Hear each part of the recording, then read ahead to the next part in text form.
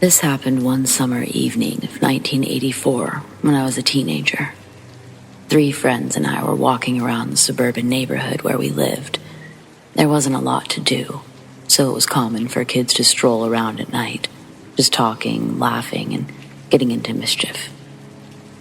There was a large forest with streams, a swamp, and a rocky area with mounds of dirt. It was surrounded by neighborhoods on 3 sides, and an elementary school with some municipal buildings, and a big empty field on the 4th. There was a narrow asphalt path that ran through the middle, so kids could walk to and from school. The whole area was referred to as the path, and children knew it as a scary, dangerous place. I used to think an off-brand version of the Manson family lived there and held satanic rituals where they sacrificed kids like me.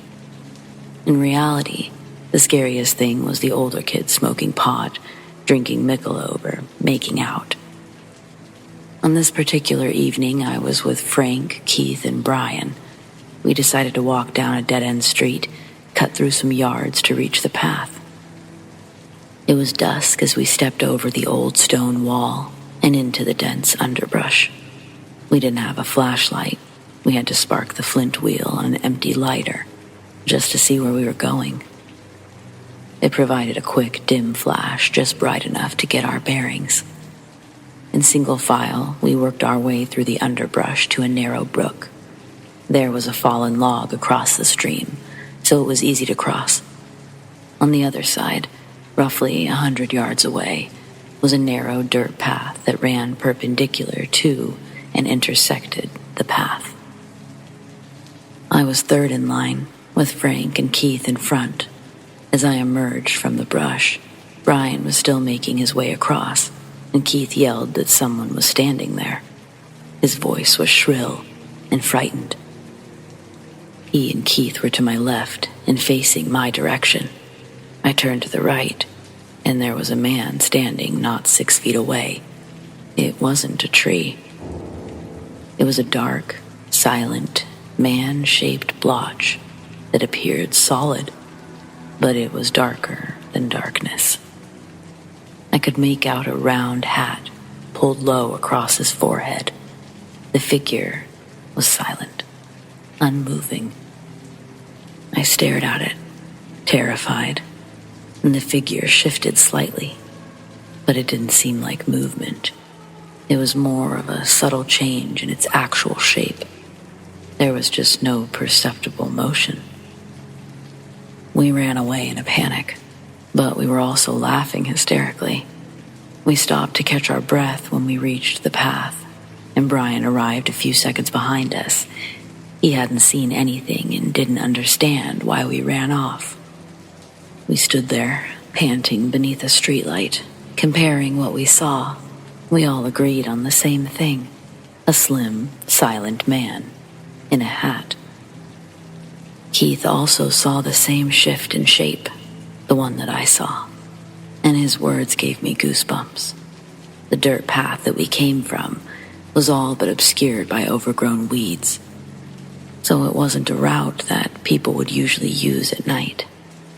That's what really made it frightening, to encounter someone silent and motionless in that particular spot. Who was it? Why was he there?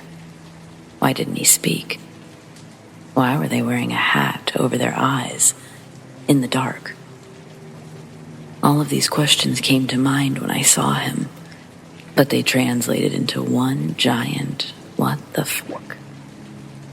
I would guess he was in his 30s or 40s. Did one of the neighborhood residents get annoyed with obnoxious teenagers cutting through his yard? Could someone have silently treaded his way through dense, dark underbrush in order to scare us? If so, that in itself is terrifying. Bravo. I'm still in touch with Frank. We talk about this from time to time. It still gives me the chills. Nearly 40 years later.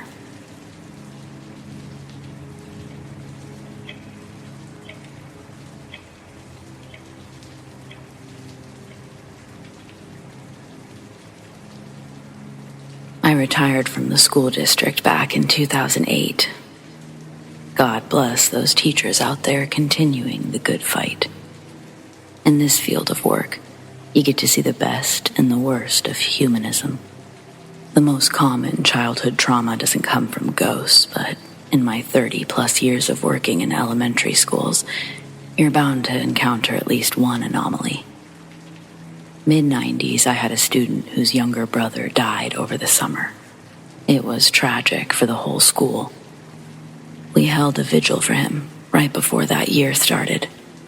They were a very religious family.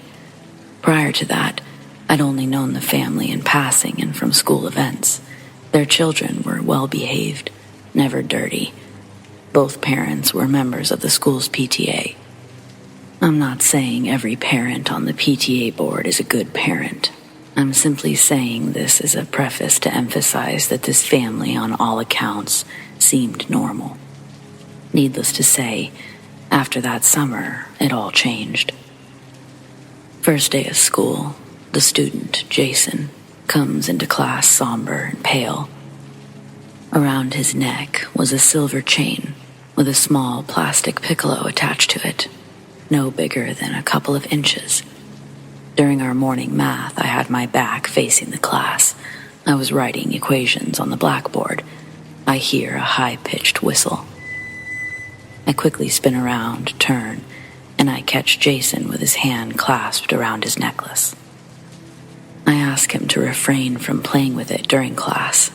He nods, but a few moments later, I hear the whistle again. This happens multiple times during the lesson. Way longer than I should have tolerated in a normal situation, but given the circumstances, I'm gracious with my reminders. After every reminder, he says, "I didn't do it," and the kids around him snicker. Finally, after another sharp note from the tiny piccolo, I spin around once more, telling him to hand over the necklace, that he can get it back at the end of school. His eyes filled with tears, and he begged me not to take it, but I couldn't let it slide again. It was becoming a disruption to the kids around him, so I insisted. He hands me the necklace. I pop it in my coat pocket. Later, at recess, Jason gets into a physical altercation with another classmate. Returning from my lunch break, there's an ambulance in the bus loop. I walk into the office side doors, and I see paramedics placing a kid onto a stretcher, and they wheel him out through the front double doors. Then, to my right, through a big glass window located behind the front desk, I see Jason sitting in the principal's office. There's blood on his t-shirt, all over his face. It looked as if a small balloon filled with red paint had been popped on his chest. Its splatter radius reaching up well past his hairline, staining parts of his blonde hair into darker shades. The principal's sitting at her desk on the phone. She glances over and we make eye contact. She steps out of her office and tells me I need to go supervise my class. She'll update me on what happened after school. Entering my classroom, the children are buzzing about what happened. The teacher's aide in my classroom is visibly shaken up. Jason never returns to class that day. After school, the principal and I finally have a chance to connect. Her recount of what had taken place was described as follows. Rita saw Jason haul ass across the playfield to tackle a first grader, then begin to just start wailing on her. Rita ran from the other side of the field to intervene. That's about 50 yards of distance she had to cover. Within that time, kids started to gather around the two in the grass. She blew her air horn, began to push the children out of the way. Like theater curtains, the crowd of small bodies opened, revealing a scene of absolute madness. Jason was on top of the first grader, arms extended completely straight, both hands wrapped around her face. He dug his thumbs into her eyes, pushing them into the sockets, down to his knuckles. Everyone was screaming, including Rita. She tackles Jason off of the girl, lays on top of him, while calling for help on her walkie-talkie. The girl would be permanently blinded after the attack. Nobody knew why he did it. Jason's friends said that they were playing. He just turned and ran to the girl. It scared everyone. Another teacher whose classroom's windows were pointed in the direction of the drama thankfully ran out to help. It gets a little bit worse. When Rita and the second teacher pulled Jason off the ground, he'd bit Rita in the arm, tearing a big chunk from her forearm. I think one of the lunch ladies drove her to the emergency room just to avoid an ambulance bill. America. Well, it was a horror show, to say the least. When the principal left, I remember just sitting at my desk for the next hour, trying to grasp the story that I'd just been told. On my way out of the parking lot that night, I walked through the large empty playfield to see where it had all taken place. The janitors had poured rock salts and disinfectant litter over the scene, but they'd missed a couple of dark streaks where the blood ran down the little incline. From the amount they used, it looked like a lot was spilled.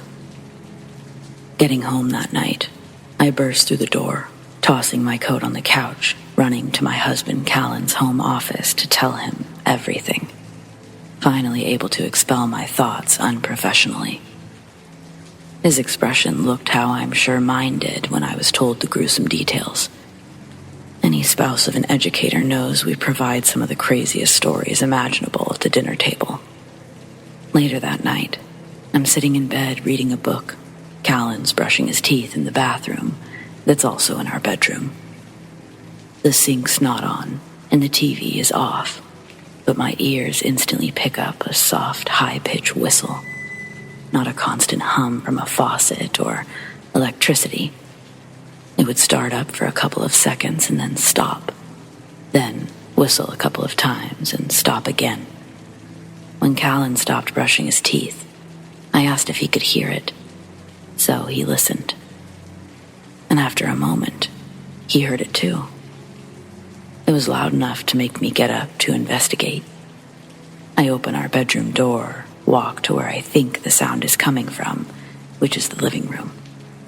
The sound crescendos as I enter, and then becomes silent.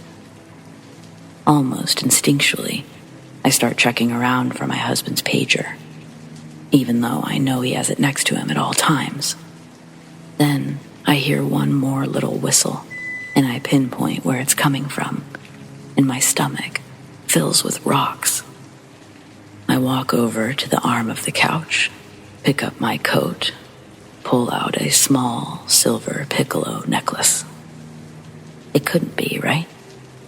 I had to find out, so I put my lips to the small plastic instrument and blew. The tone matched. My husband shouts from the bedroom that he heard it again, so I bring the necklace in to show him. I tell him how it came into my possession, and he tells me how off-putting all of this is, and to get rid of it. I throw it into the trash bin under the sink in the bathroom. Then I shut the door, hop back into bed. We try to fall asleep, but no sooner do we shut our eyes, we hear the metal trash bin start rattling and shaking up against the pipes and linoleum floor. For a long minute, he and I just look at each other, wide-eyed, wondering what to do next. Callan gets out of bed and approaches the bathroom door, but as his hand touches the door, the noise stops. He opens the door and flips on the light. The trash bin had been knocked over, the rubbish spread on the ground. Callan screams and swears that he saw the necklace move towards him on the ground before he shouts and stomps the plastic with his bare foot. He then gets on his hands and knees, rushing to clean up all the little shards with his fingers, then dumped it all along with the chain down the toilet, flushing it away. Callan slams the door, runs back into bed.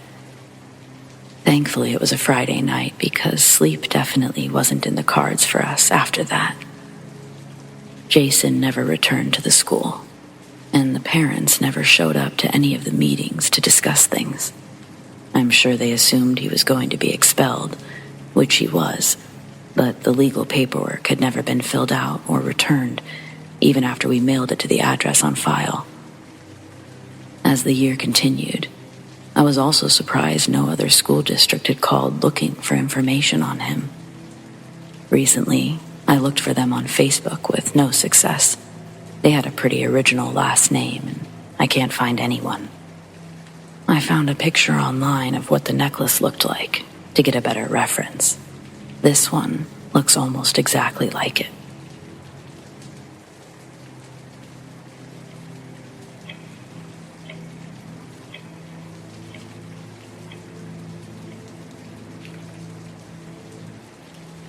Many years ago, I lived in an old house where there were several spooky encounters, and this was one of them. I once woke up in the middle of the night to see movement on my right. When I turned my head, I saw the dark silhouette of an arm sticking straight out of the bed. The hand was bent at the wrist, dangling its fingers fanned out and limp, and it was slowly waving back and forth. I assumed it was only my wife. I thought she was dreaming. I watched, somewhat disturbed by the strange behavior and motion. Finally, I reached out to gently grab her arm and wake her up. But to my surprise, I grabbed nothing but air. The silhouette faded away, leaving me confused and frightened. I called out my wife's name. She gave me a groggy reply.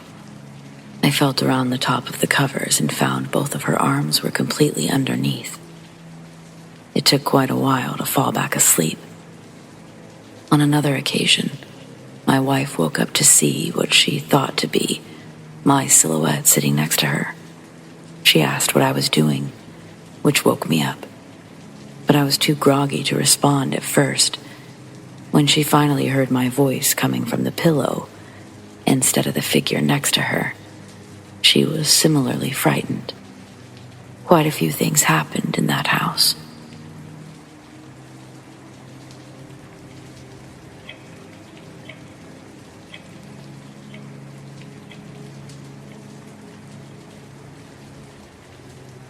I've lived in Prior Lake, Minnesota for many years.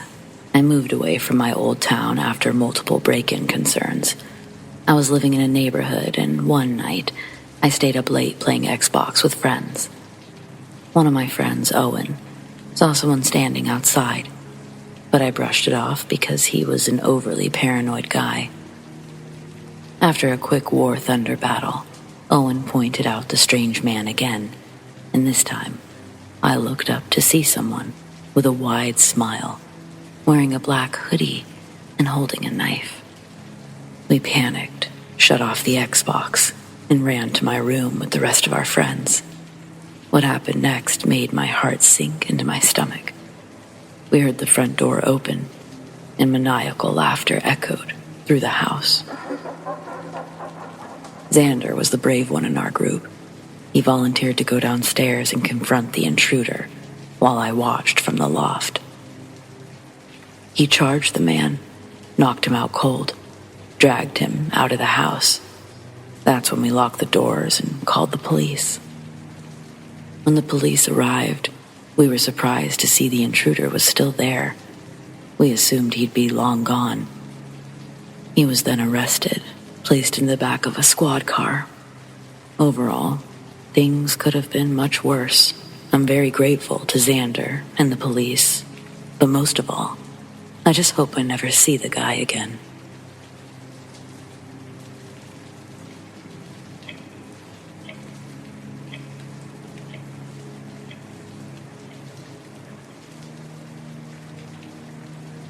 When I was in high school, my friends and I used to go to Black Snake Road to race at night. It was in a rural area with little traffic, and we called it that because it had several hairpin turns. There was also a bridge and a set of train tracks that were exactly a half-mile apart. One night, I was the last to leave after the races. As I approached the bridge, I saw a soaking wet girl just standing there. So I stopped to ask if she was okay. She said her boyfriend crashed into the water and that he was still in the truck. I got out of my car and I ran down the embankment. It was only a shallow creek, and I saw no evidence of an accident. At the top of the bridge, I saw her standing next to my car, dripping wet and crying. There were no cell phones back then, so I offered to drive her home, thinking we could call the police from there. She agreed and directed me to her house.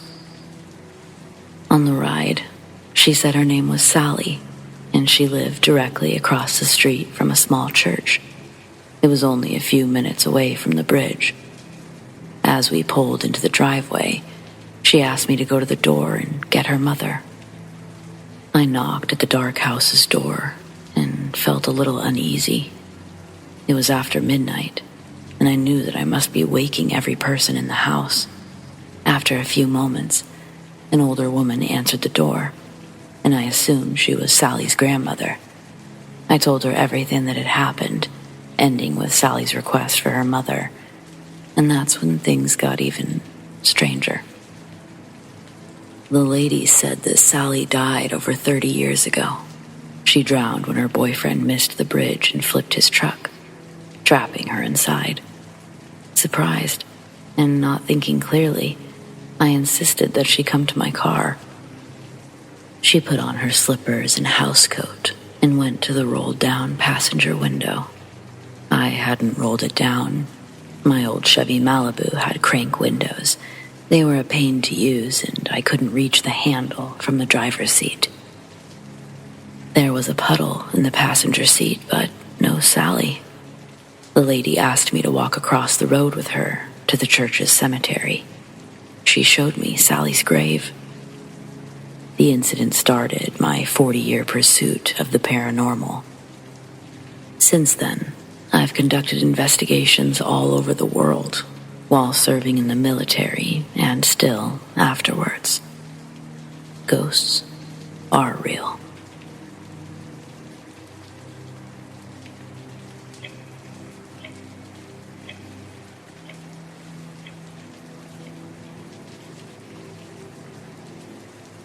When I was 7 years old, I lived in a relatively small town with people who were either older or younger than myself.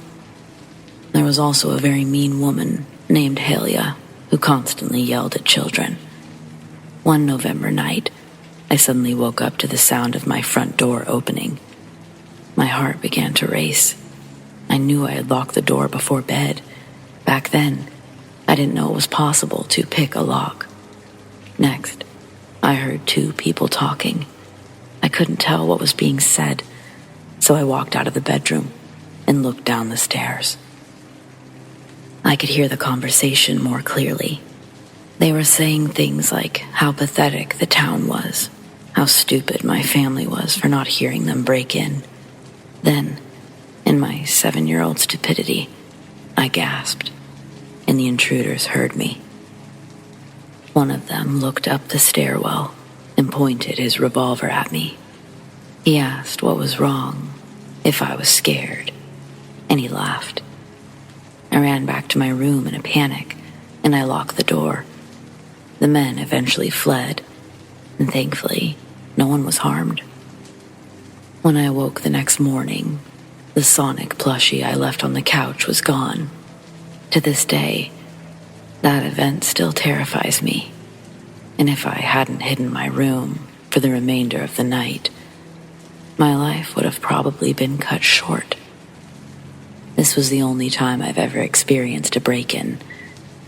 Hopefully, it stays that way.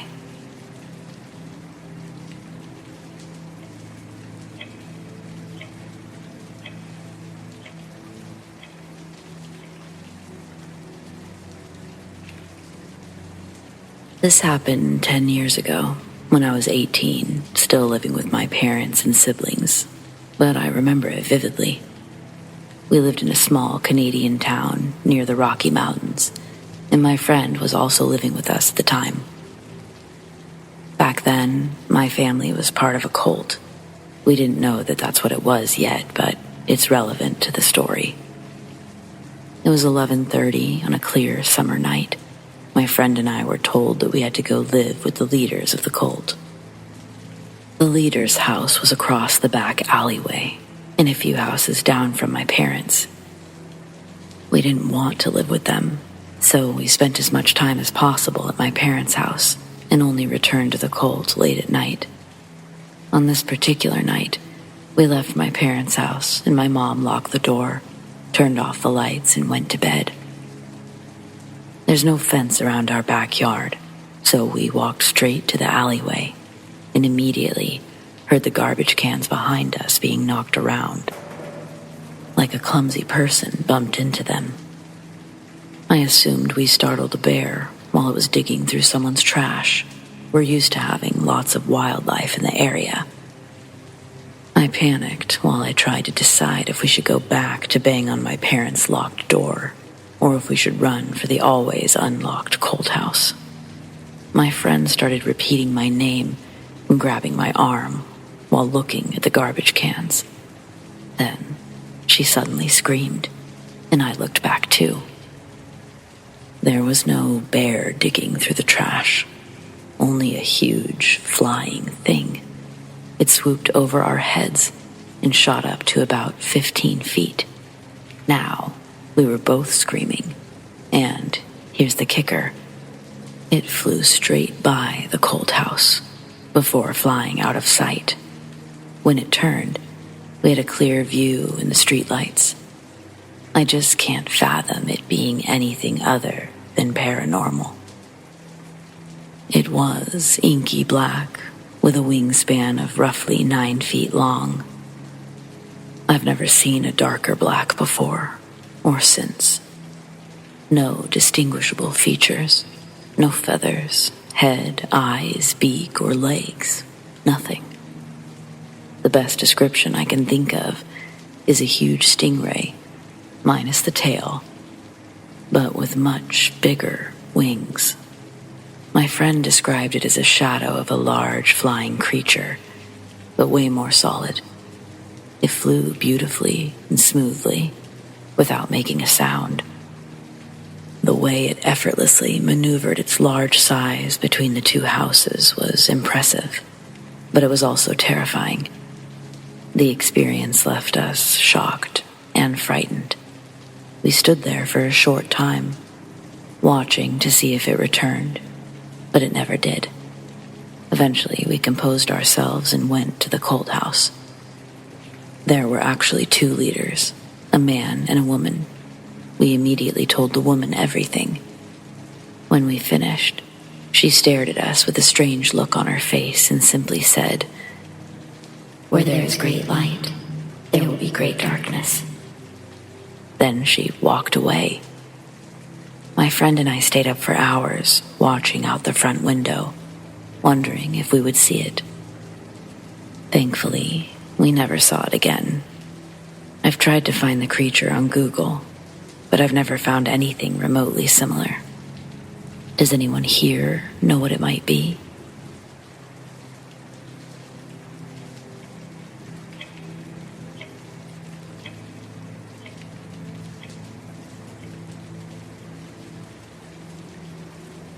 My team was contacted by a writer who claimed that he was haunted by one of his main characters. The haunting was witnessed by multiple people, including his wife, children, 4 neighbors, and a mailman. The main events were centered around the writer, who we felt had put too much of himself into the character. This is fairly common when someone constantly works on developing a character, be it an actor, writer, or any other person who overly identifies with a fictional character. The unusual part was how his family met Don, the character, first, then friends and neighbors, and finally, the mailman. The writer began having conversations with Don, and he would help with the book. Don provided descriptions of his looks, traits, how he would respond in a given situation, all of which can be easily explained by the writer getting too into the character, losing his personal perspective. It went from unusual to strange when the writer's wife and children began to experience Dawn in real-life situations. The wife met him at a grocery store when he approached her and began flirting. She met him again in a cafe, and he bought her coffee. She told her husband, and he asked the normal questions about how the guy looked, how old he may have been, but upon hearing her answers, he took to his computer and showed her the same information about Dawn. The children were next to meet him. It happened at the park when Dawn bought ice cream for several of the children present. We were able to verify this through the kids and two parents who gave him permission to buy their kids ice cream as well. One of the parents even had an extended conversation about current events with him. Out of the blue, the neighbors randomly asked the writer how long Dawn would be visiting. Evidently, Dawn had met them in their yard and accepted their invitation to come over for coffee. He introduced himself as the writer's old college friend, even shared a few stories from their university days, including how the writer used to have a nice car and was a player. The information turned out to be accurate and somewhat embarrassing for the writer. Finally, the mailman told the writer's wife that Dawn had offered him a bottle of water the previous day. That's when the writer called us. We conducted a complete investigation with no results. So we performed a second investigation in the home with the writer present, and that time we got some rather strange results. We all heard Dawn call the writer's name from the computer room. We got anomalous readings on the Mel meter, as well as fluctuations in temperature. At one point, we all smelled clove cigarettes, which is what Dawn smoked in the book, but nothing was conclusive. It continued for several months after we were notified, and we conducted 3 more investigations during that period. We interviewed everyone who reportedly had an experience with Dawn, but everything came back to an abrupt end when the writer killed off Dawn's character out of sheer desperation.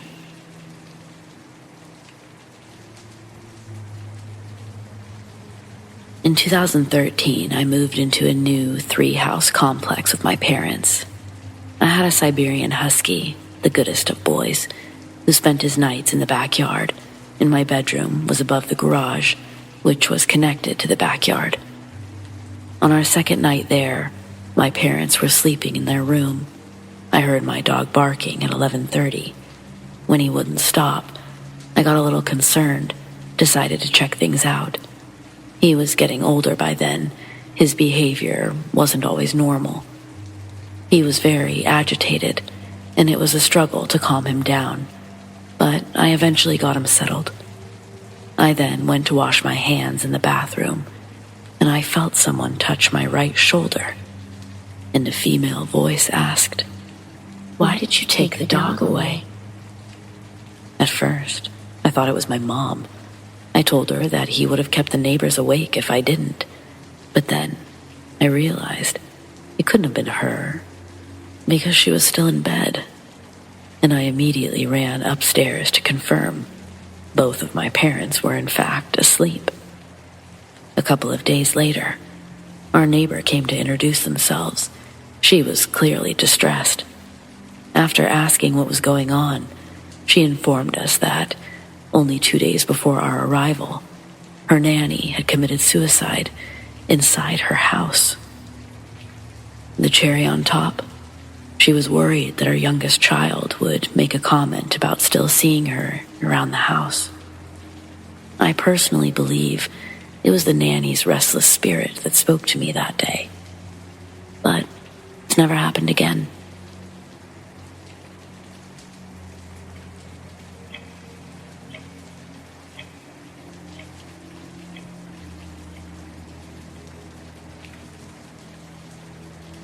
This happened 12 years ago, when I was 16, and my sister and I had 2 friends staying over for a sleepover.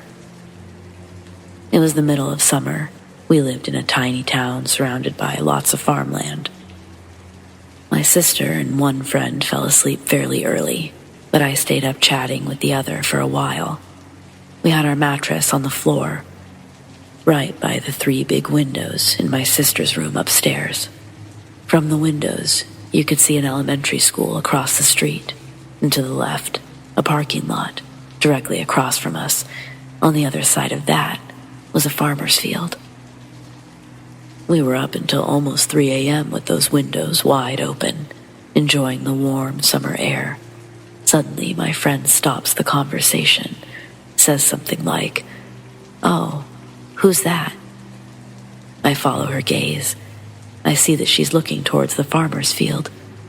I see 2 figures coming out of the field. It's obviously dark, and they haven't come into the streetlight yet, so I can't make out any features, but I assume it's just some of the kids in the neighborhood. My friend and I continue to watch in silence as these 2 people make their way into the streetlights, and they're coming directly towards the house. Now, I really assume it's someone I know, because there's a few teen boys that would often be out late, and they'd come to the house, talk to me and my sisters from the window. As they're getting closer, we begin to make out their appearance, and I was truly shocked at how they looked. These 2 individuals couldn't have been taller than 5 feet. They were identical in all features that we could make out. And I mean, absolutely identical. They were both Caucasian, white. They both had bald heads, and they were both wearing the same long brown robe with a tie at the waist. How I would describe it is they sort of looked like they were in monk attire. They were proportional as well. No big heads or big eyes. They just looked like littler people. Even though they clearly don't look like anyone I know, as they're coming towards the house, I begin to call out to them, sort of a loud whisper, "Hey, hey you." Then I start yelling out names of the different people that I knew in town. I think that I was in a bit of disbelief and thought maybe it was a prank. All while my friend is totally stunned into silence. These beings make it just up to my parents' cars parked outside, so we have a very clear view of them. And then they immediately turn to themselves and go back in the direction toward the field. They never once acknowledged my calls. They didn't even look up. But they also appeared to be in a discussion with each other, though my friend and I, we didn't make out any sounds coming from them. We continued to watch them make their way back across the road, and then instead of going back into the field, they start walking down the road. We watch them until we can no longer see them. If you follow that specific road, it just leads to more fields and away from the houses. My friend and I stayed up for another hour talking about what the heck we saw. She's very Christian, so she believes it was demonic. I have no idea. It very well could have been demonic, but also it's just so random. The next day, we told everyone, and they all seemed kind of freaked out, even my parents. I have so many questions. Why did they come towards the house, only to turn back on themselves? I've wondered if they intentionally did that, like they knew that we were there, and they wanted to be seen by us. Why were their appearances absolutely identical? Why bald? Short? Why the brown robes? Also, what's up with being out at 3 a.m. in a field? I've Googled and I haven't been able to find much. I did find an obscure YouTube video of a lady saying that she was visited by 7 beings that sound exactly like what my friend and I saw, but I haven't found anything else. This lady said they're interdimensional beings and that they know the future. Anyway, I'd love to hear if anyone else has seen these beings or what your thoughts are. Thanks for reading.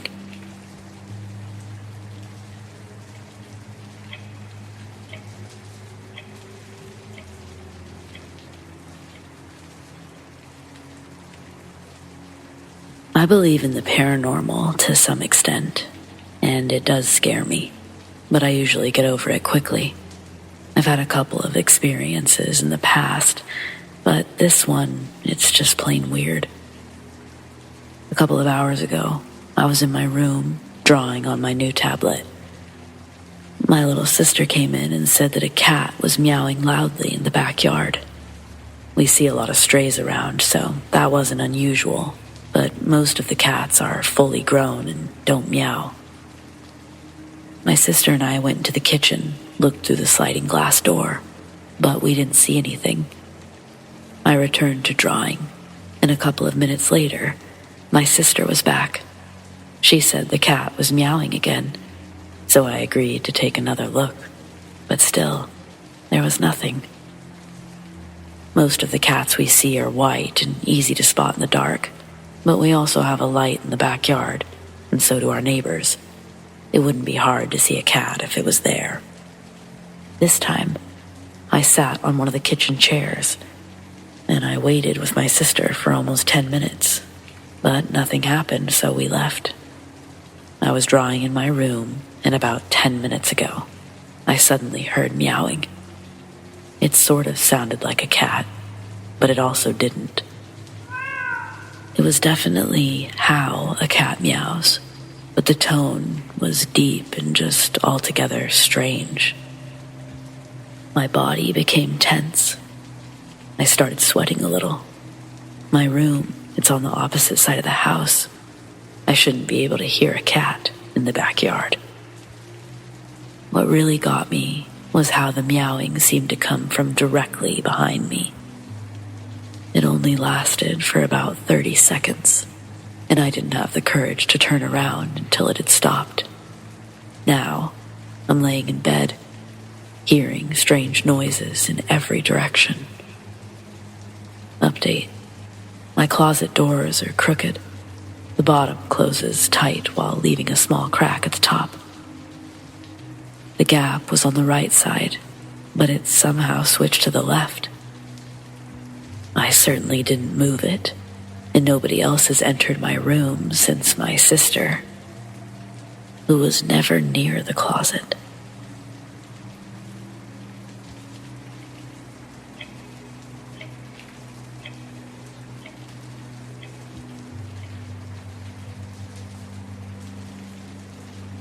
This is something I'll probably never forget.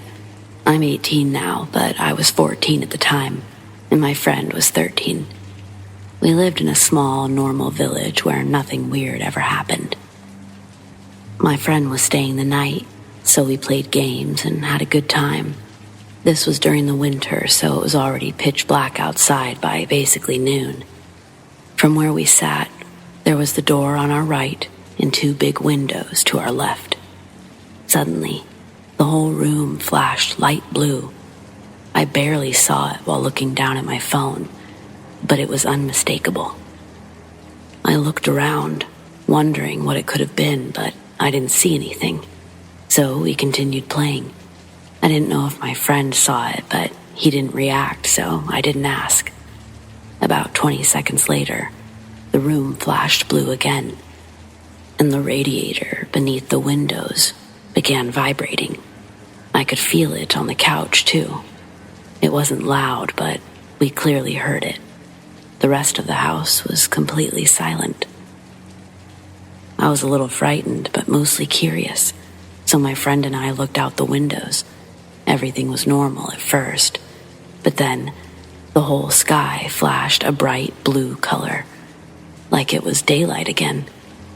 And that's when I became really frightened. We kept watching until it happened again. Then we ran back to the couch. I hid under the covers. The radiator continued vibrating, and I could barely see the room turning bright blue. We looked outside once more, this time towards the neighbor's house, and we saw a big blue light beam coming from the sky, straight down into the ground, filling the dark night with a bright blue color. It was terrifying. I've never seen anything like it. We ran to the kitchen to look, and it happened once more. We don't know what it could have been, and I don't know anyone else who saw it. I would love to have some kind of explanation.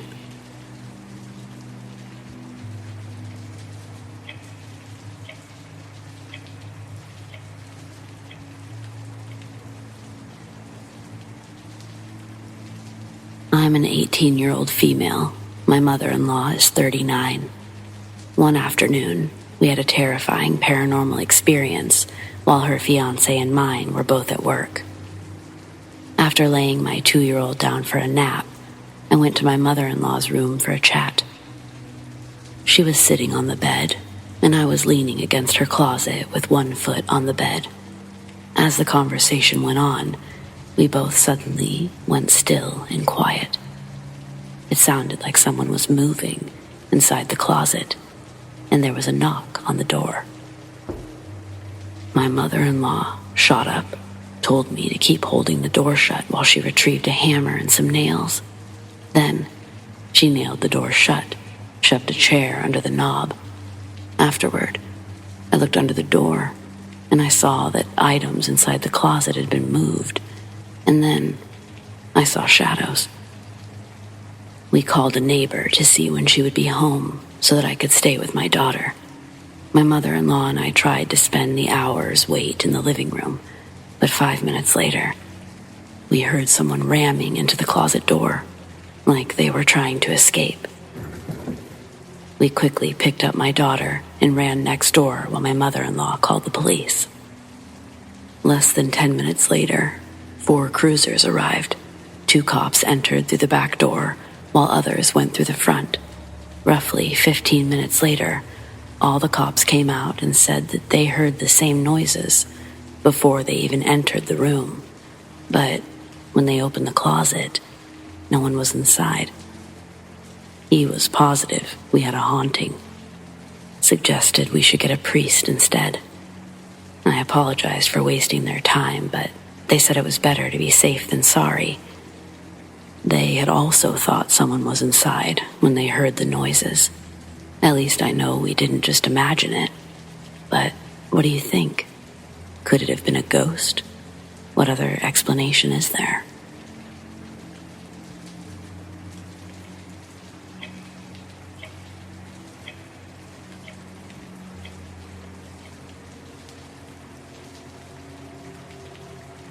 I have several vivid memories from my early childhood, and at age 5, I began having terrible nightmares.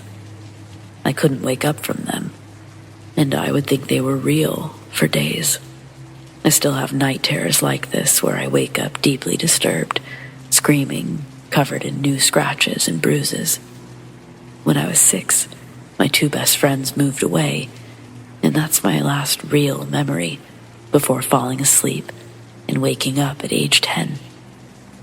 The alternate life and reality are very similar in many ways, but there were enough differences and scattered memories to be noticeable. I remember things that supposedly never happened, and I have no memory of things that did. For example, I remember babysitting the neighbor's kids for 30 minutes when I was 8, but after waking up 4 years later, the kids were the same age, yet I didn't babysit them until I was 11. When it finally did happen, I knew exactly what was going to happen because I'd already done it. I've always kept a journal. I remember writing about going to the plains, watching the fireworks for New Year's Eve, but the actual diary didn't say what we did. When I asked my mom, she said we stayed in our neighborhood that year. There are pictures of my sister and I at 2 of the Niagara Falls kids exhibits. I remember the glass factory and the outfit I'm wearing, but not the science factory. It doesn't even seem familiar. It's definitely a picture of me, just not the way I remember myself. I know it's normal for kids to forget things, but 15 years later, I still don't recognize myself. It was like I fell asleep, lived a different life for 4 years, went back to sleep, and woke up in another alternate life. It really shook me up. I felt like I was seeing the world through a filter. Colors were slightly different. People looked different. I felt shorter, and my emotions felt different. They were much stronger. My personality completely changed. I became withdrawn, depressed, had constant panic attacks, and overreacted to seemingly small things. My mom also agrees that my personality changed a lot around the age of 10.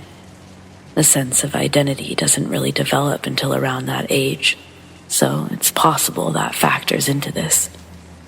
As an adult, I've been diagnosed as bipolar with psychosis, borderline personality disorder, both of which feature symptoms of dissociation, depersonalization, and derealization.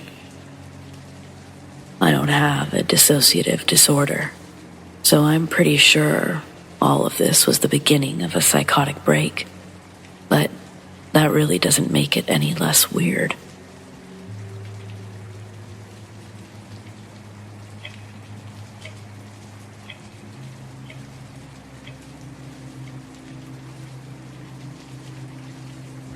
I never thought that my supernatural experience would be an apple. It sounds mundane, but it's actually rather interesting. When I lived on the edge of my old city, there was a huge park that took up several square miles. During my childhood, I spent a lot of time there. I knew it pretty well. After becoming an adult, I still went there often for night walks. It's usually a safe place, but there are very few people around at night. One night, I was walking down an alleyway with a bright moon guiding my way. If there had been anyone else nearby, I would have heard their footsteps, but all was quiet until something small suddenly ran by through the grass. At first, I thought it was a field mouse, but then it slowed down and stopped, so I went closer. It was just an ordinary wild apple, and I took it because there had never been any apple trees in that park. The closest ones are half a mile away. I looked around with my flashlight. It was dead silent, and I was completely alone, with nothing but maple and oak trees. The next morning, I returned to check in the daylight, but I still didn't find any apple trees, and the one apple I did see had disappeared.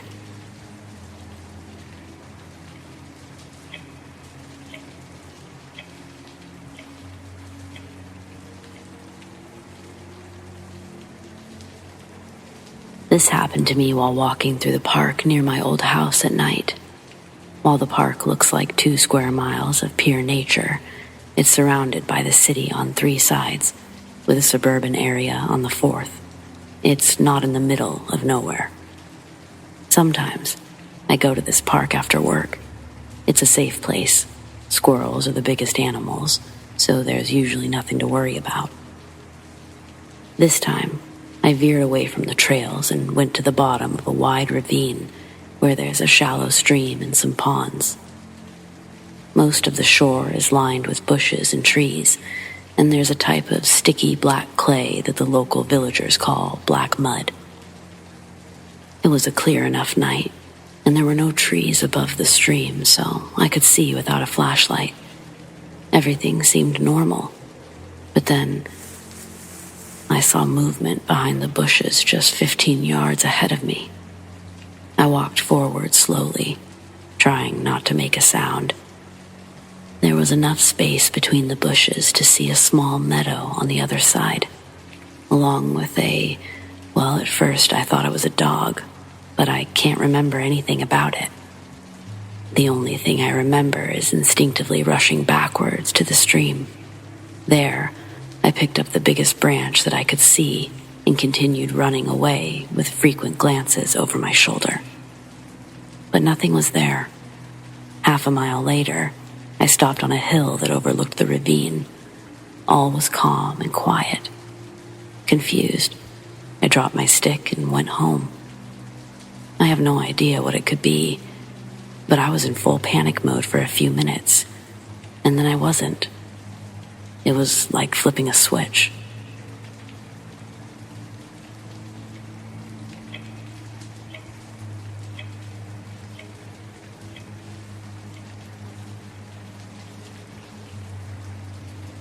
My mom's side of the family lived in another town about 7 hours away. We would visit from time to time. My aunt's houses were always haunted. Strange things would always happen, and ghosts were seen a lot. Well, this time she lived at a ranch in the middle of nowhere, miles from the nearest town. When I was around 8 or 9 years old, my mom's mom passed away. We went to stay at my aunt's house to visit and later to go to the funeral. While we were visiting the first night, my older brother and cousins stayed up in the kitchen cooking and talking.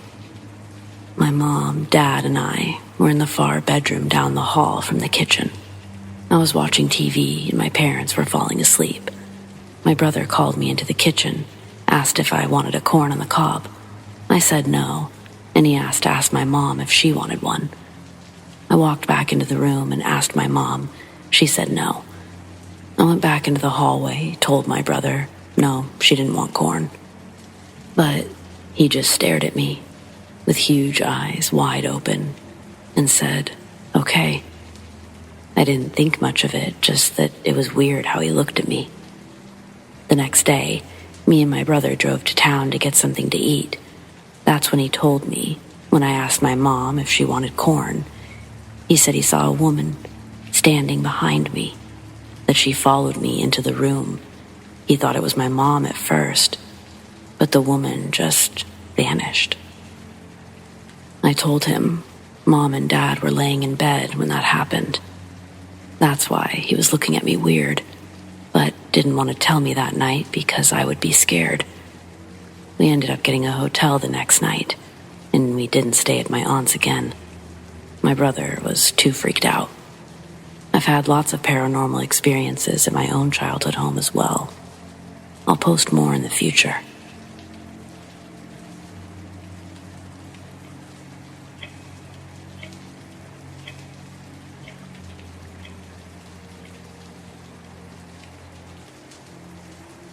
When I was a child, I had 2 separate experiences that may have been supernatural or may have simply been my mind playing tricks on me. However, when I was 18 or 19, I experienced something that was definitely supernatural. On the southern tip of Staten Island, there lies a conference house and its surrounding park. Up until the early 2000s, there was about half a dozen houses on Parks Department grounds. They were vacated, demolished, so that they could make walking trails and such. An ex-girlfriend of mine has lived in one of those houses with her mother and sisters. When I would spend the night, I would share a pull-out bed with her in the living room.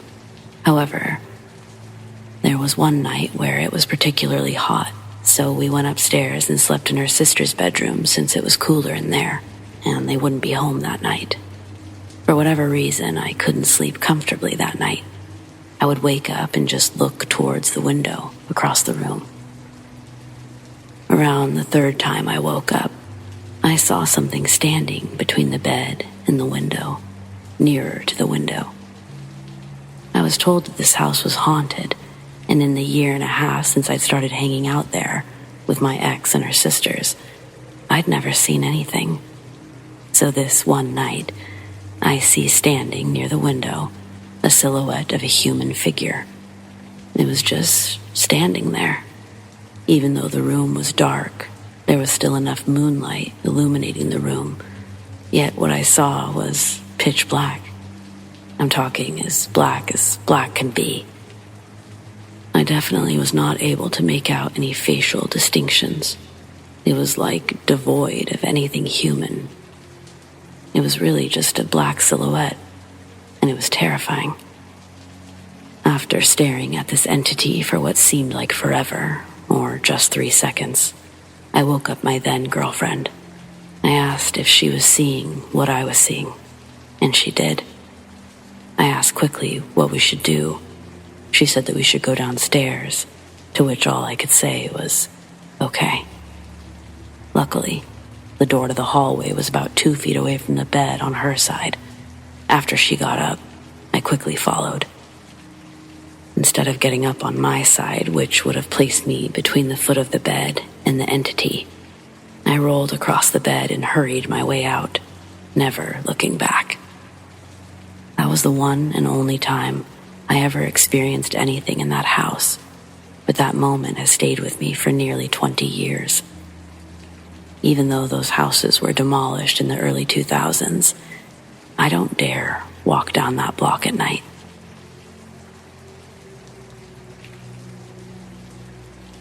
When both my parents went to jail on drug charges, instead of being thrown into the system, my grandma agreed to take guardianship of me. And so at age 11, I was sent on a plane by myself to Twin Falls, Idaho, to live for a couple of months. Her house was a small 2-bedroom rambler. She hadn't finished cleaning the second bedroom, so the first couple of days, I was expected to sleep on the couch in the living room. This was not only a bummer, but her front windows were eye level with a relatively busy neighborhood street. She had a small grass front yard with a short chain-link fence to separate her property from the sidewalk, and even with the shades closed, I'd be paranoid about people seeing in. The first few nights, I heard noises coming from the attic. I tried to ignore them, hoping I was just scaring myself in this new environment. I hadn't yet become familiar with the creaks of this settling house, and every bump would make me pull the covers over my head and pray for sleep. One morning, I woke up to find my backpack of clothes had been dumped all over the floor. When my grandma woke up, I asked if she'd dumped out my bag.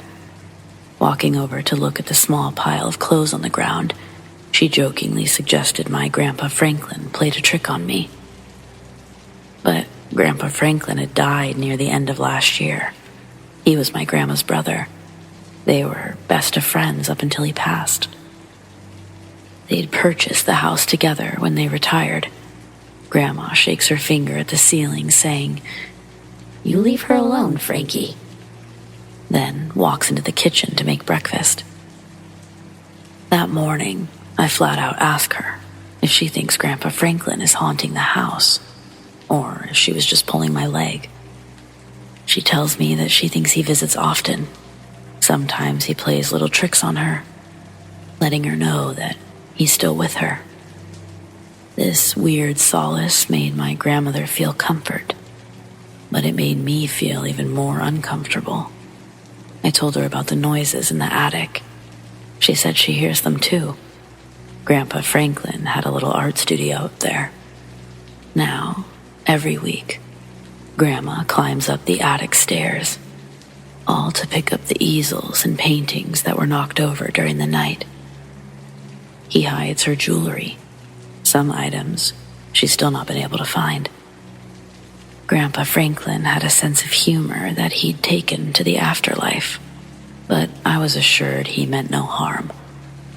I tried to digest her information with breakfast that day, and was secretly terrified for the sun to go down and my strict 9 p.m. bedtime to arrive. I woke up once in the middle of the night to use the restroom.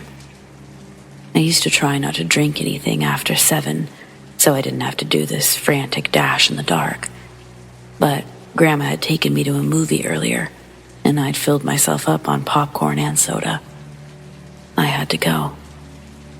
The house was completely dark, and I try to navigate my way to the bathroom.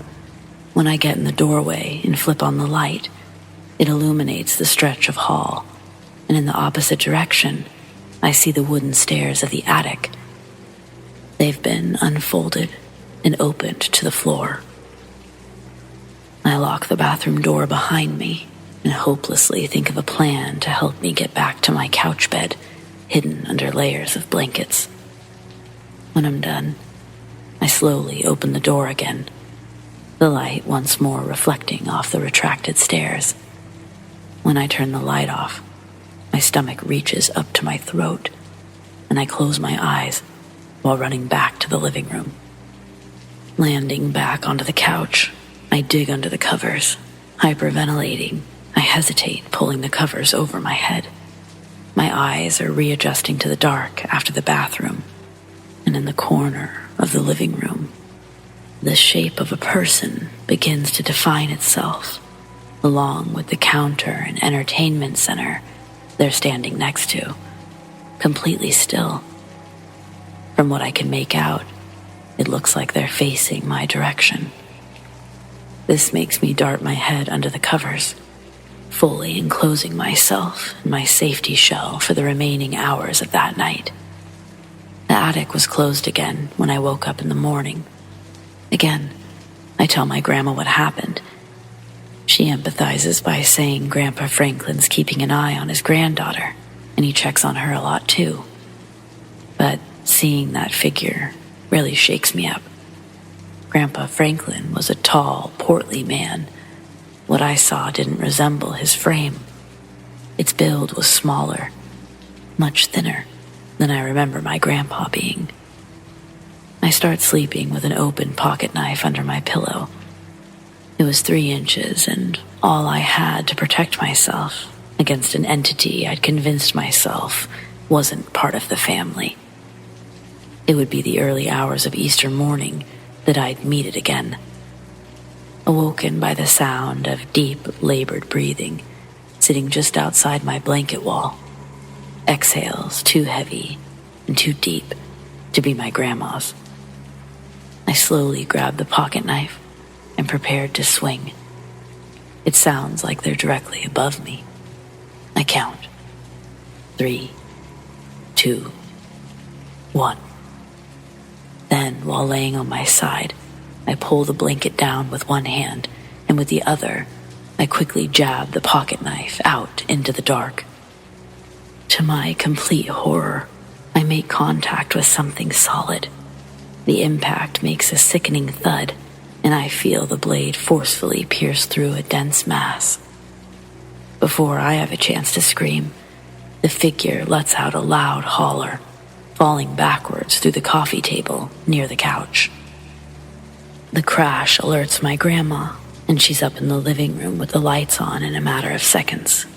In front of us, lying in the broken glass and wood of the table, is a man, writhing in agony. The pocket knife is embedded into his face, deep enough to stand on its own. The man had hit the back of his head on the corner of the entertainment center when he fell, and he began to convulse into seizures. My grandma calls the cops, and they show up with the paramedics within a few minutes, and they take the bleeding stranger out of my grandma's living room. So, we'd come to find out that a crackhead had actually broken into my grandma's house a few months ago, coming and going through the window in the attic.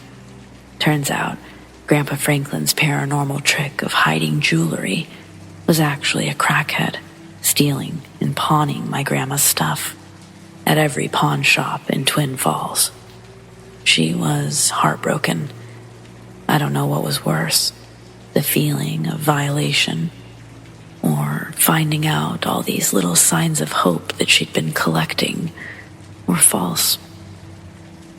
I'm grateful we were never hurt. I'm also grateful that I could be there for my grandma. She was depressed and lonely without Grandpa Franklin. I think the little bumps and knocks that she heard helped her feel less alone. But I can't imagine what it would have been like for her to find that man on her own.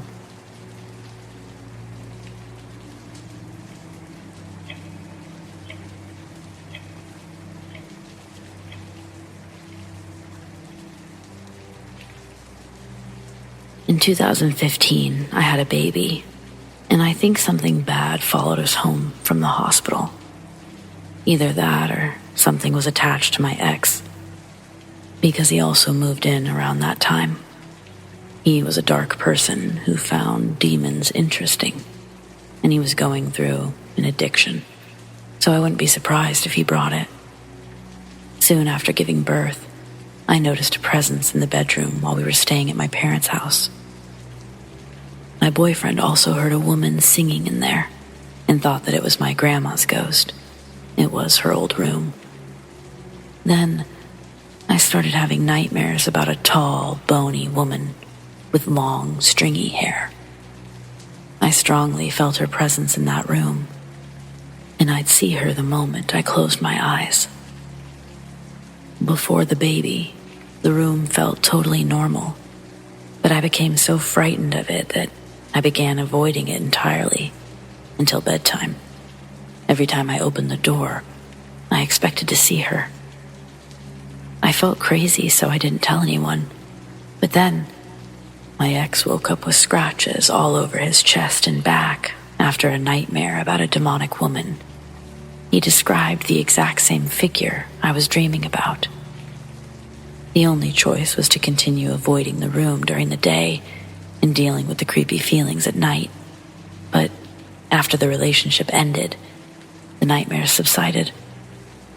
One night, I stayed up all night cleaning and reorganizing the living room while my daughter and my parents were asleep upstairs.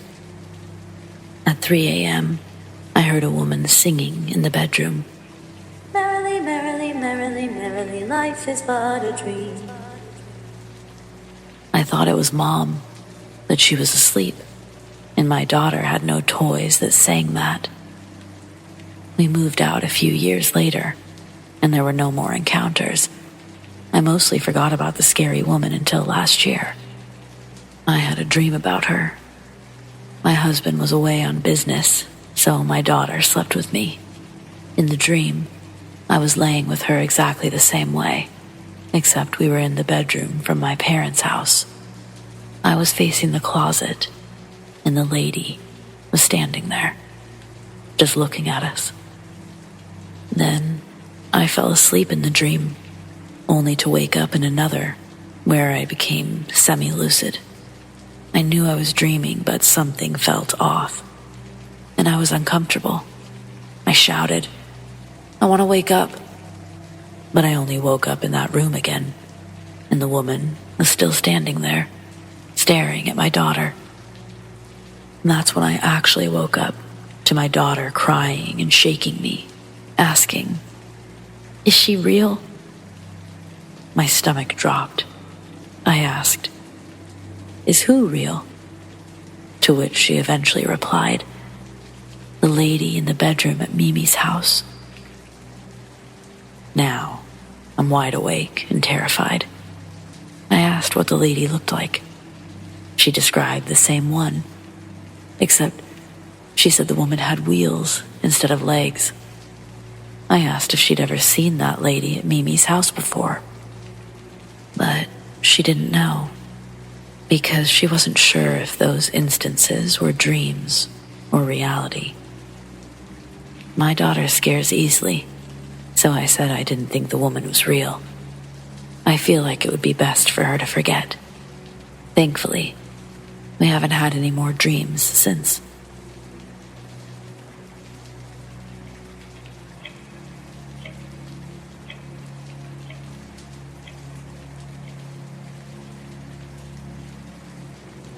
A month ago, my boyfriend and I were home watching a scary movie, 9 p.m. He has a personal phone as well as one for work. After the movie, I said I was going to start a shower and wait for him to join me. He used his personal phone to call his daughter and then left both phones on the couch. He said he was going to grab some clothes and be right back, but after going into the bedroom, he noticed that his personal phone was no longer on the couch. He'd only been gone for a minute. He looked for it everywhere before finally giving up and getting into the shower. He told me what happened, and I promised to help him find it when we got out. After the shower, we spent another 5 minutes tearing the house apart, but still couldn't find it. We both called it several times, but we couldn't hear it. Eventually, I thought of tracking its location. That's when it showed up, in our neighbor's front yard. He thought I was joking until I showed him the screen. Neither of us had left the house, and both doors were still locked. I actually thought he was pranking me, but he promised he wasn't. I stood in the doorway as he went outside with a flashlight and called his phone again. He looked for a while, And then I watched him dig in our neighbor's bushes, and he pulls out a flashing phone. It had been raining. It was very muddy, yet his phone was completely dry and seemingly untouched. It never rang during that time, only vibrated, but the ringer had been on. We can't explain any of it.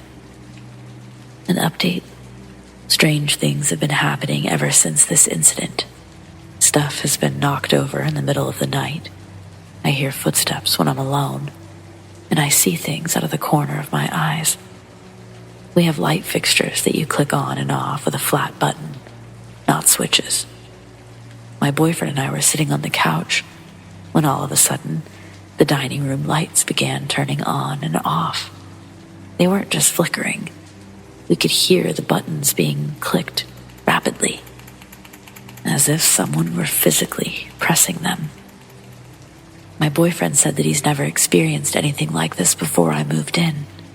After reading some comments, I'm beginning to think that some sort of entity might be attached to me. I've had other paranormal experiences before, so it's possible.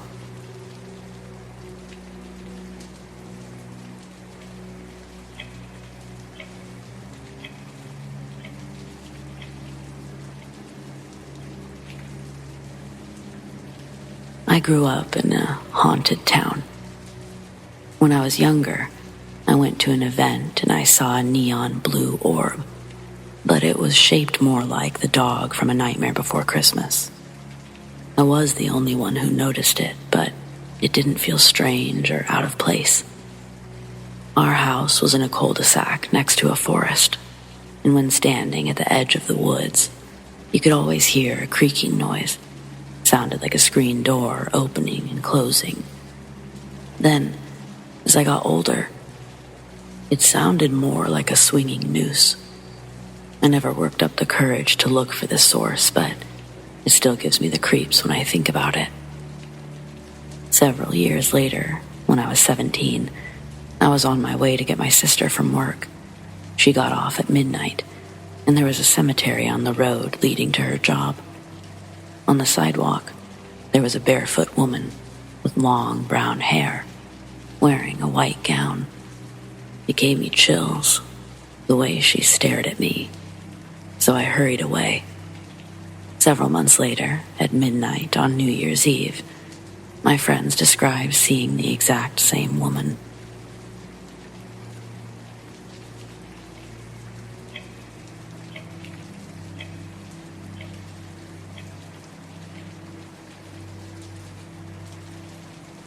This happened while my parents were vacationing in Southwest America.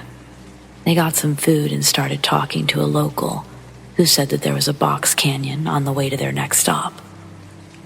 A box canyon is characterized by being narrow, having high vertical walls and a flat bottom. My mom makes it sound like he described it with an almost spiritual reverence, saying that it was incredibly beautiful, had superb acoustics, and he loved taking his guitar out there. My folks like doing stuff off the beaten path, so they decided to go. The canyon was isolated, and there were no buildings for miles. By the time they parked and made it to the canyon's entrance, the sun was just starting to set. They thought that they were the only ones there. They didn't see any other parked cars as they made their way into the canyon. Both of my parents started to feel a touch uneasy, but they blamed the fact that it was getting dark and the canyon walls were pressing close together. They kept going until they heard the noise. They both describe it differently. Dad says it sounded like a person, possibly a man, saying a low single word that he didn't understand. My mom says that it didn't sound like a word of any kind to her. Just a strange, deep noise that rang out from somewhere nearby. It was accompanied by a brief, intense flash of pale light, just a few feet from where they stood. Neither of them knew what it was, but it lingered in the air for a moment before fading away. They were immediately filled with dread and a desperate need to leave the canyon. They hurried back to their car, and as they exited the dark canyon, Mom felt certain something was chasing them. Thankfully, they were able to get away, but Mom said she didn't feel safe until they had driven for a while. She couldn't get rid of the feeling that they were being pursued. When they eventually spoke of it, they weren't able to make any real sense of what happened.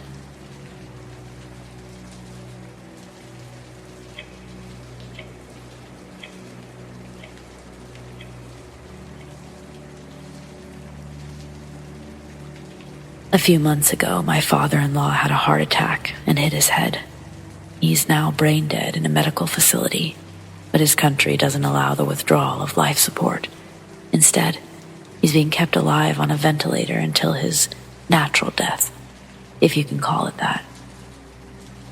Ever since this happened, I've been having waking visions of him in an old-school Soviet-era bureaucratic office, trying to claim his body. Each day, he works his way through the queues of 5 windows in order to get all the paperwork and stamps needed to return home. But it always ends the same. When he gets to the front of the line, time has run out, and the bureaucratic slams the window shut with instructions to come back tomorrow. Some days he gets closer than others, but it's never enough. My neighbor's mother comes from generations of women with the gift. So I asked if her mother could communicate with him, since he's in this in-between place, but she couldn't. That's not how it works. She can only communicate with the fully dead. She did advise that the family should tell him that it's okay to go towards the light, but I didn't have the heart to tell them. 2 weeks later, my neighbor and her mother were doing a reading, and the mother got a message, one that I needed to tell the family because my father-in-law, he doesn't fully realize he's dead. He's lost. They also used his nickname, but I never even told them his actual name. I don't know what to make of this.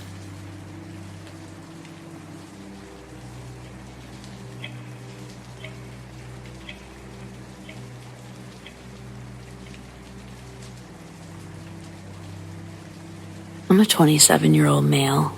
I live in a small German town. My parents bought their dream home the year after I was born, and we moved into it the following year, 1997. Everything was fine until the late 2000s when a salesman from a grocery store chain tried to buy every house on the street so the store could expand. This was the beginning of an ordeal that lasted for nearly 10 years. It didn't end until my father passed away, and we were forced to sell the house for far less than expected, since Dad left a huge debt in mine and my mother's name. He was mentally ill. Today, my mother said the paperwork is finally done, and the store is going to demolish every house on the street before the month's end. While talking, she mentioned wanting to put a rose in our old house before it's demolished, and I still had a spare key. While inside, I felt a cold breeze and started smelling mothballs, like someone with a bag full of them had just walked by. When I went out back, I stood in the middle of the small courtyard, and something pressed into my shoulder. I wasn't able to physically move or breathe for a moment, and I felt like I was being watched the whole visit. The mothball smell followed me the whole time. Mom said she used to occasionally smell mothballs and feel cold breezes when she still lived in the house. And she thought it was because of all the ghosts. That was the whole reason she wanted to leave a rose. The house was built in around 1628, but was partially burned down in the 1700s. We believe there used to be a connection to the church up the hill, but we were never able to prove it, even though we've seen the original plans. They show a pair of stairs leading down to where the living room used to be. Did I encounter a spirit? Why was I the only one it ever touched? Can anyone tell me?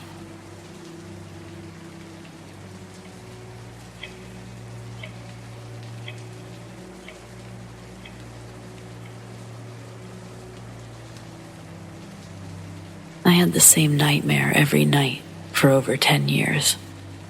I was always running down an endless hallway, no visible doors, windows, or lights. And I knew there was something chasing me, so I just kept running. I never got tired either. A couple of months ago, the dream changed. The hallway walls fell down, and the path turned into a treadmill. So I was always running in place. Eventually, I fell down and finally saw what had been chasing me. The figure was at least 7 feet tall, pitch black, but it was also sort of shiny. Its body was very thin but round, its head shaped like a siren. It had 9 arms with 7-inch claws for fingers, and its limbs were much smaller than its torso. I crawled backwards to get away, but it reached out, trying to grab me, and I woke up the moment its claws touched my foot. Then I found a fairly deep cut on my foot, exactly where it touched me.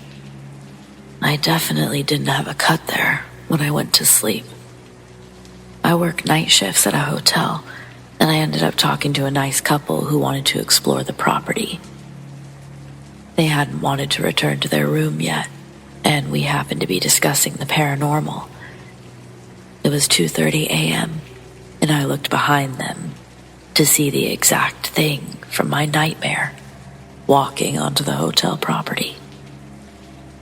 I accidentally yelled at the sight, which caused the guests to turn their heads right as it was fading away, but they still caught a glimpse.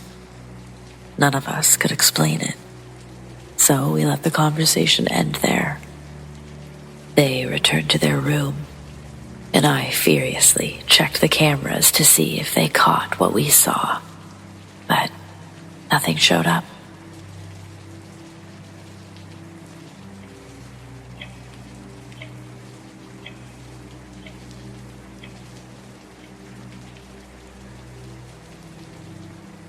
I saw a lot of scary things as a child, and the worst happened in my bedroom when I was 12. You can be skeptical, but I know what I saw. I woke up at 2, rolled over to face my door. Someone was crouched in the corner, next to the bookshelf, and I was suddenly wide awake. I could tell it was a woman, long, dark hair, so I called out, thinking it was my sister, but she didn't respond. I kept saying I could see her, and to grab what she needed so she could go back to bed. Finally, she began to stand up, very slowly. I still couldn't see her face, just the hair and a white dress. But that's when I saw she was way too tall to be my little sister. I called out to my mom next, but still didn't get a response.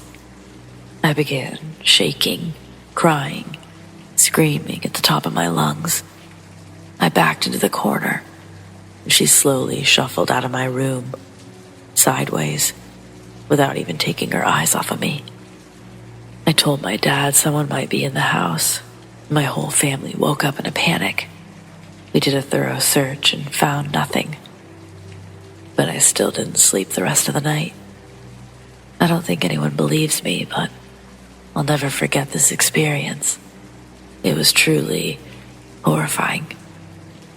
Thankfully, I haven't had any other experiences like this.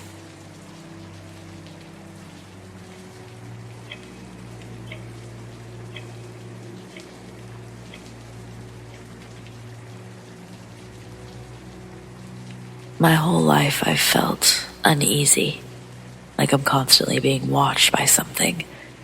It happens the worst at night or when I'm trying to go to sleep. My sisters experience it too, and it genuinely scares us, but we try to laugh it off, joking that we've been cursed.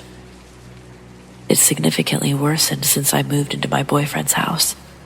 One day, I woke up to what sounded like someone repeatedly tapping on the wall right above my head. I sounded so distraught when I called him, that he left work immediately. I've also had a few sleep paralysis experiences, which have never happened to me before this. The first time I thought I woke up to the sound of someone walking down our hallway, and then right before they would have been at our doorway, I woke up.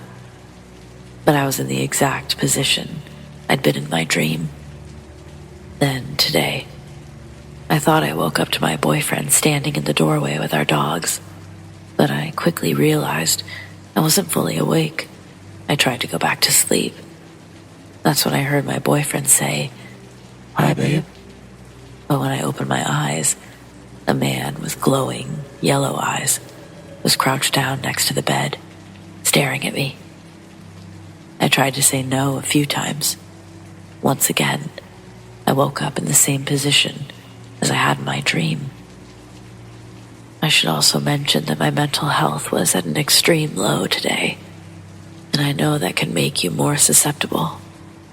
What does this mean? Should I be concerned? I don't really know much about sleep paralysis. This happened late on a Saturday night 40 years ago, when I was 10 and living alone with my mom. She'd gone to bed, but I was having trouble falling asleep.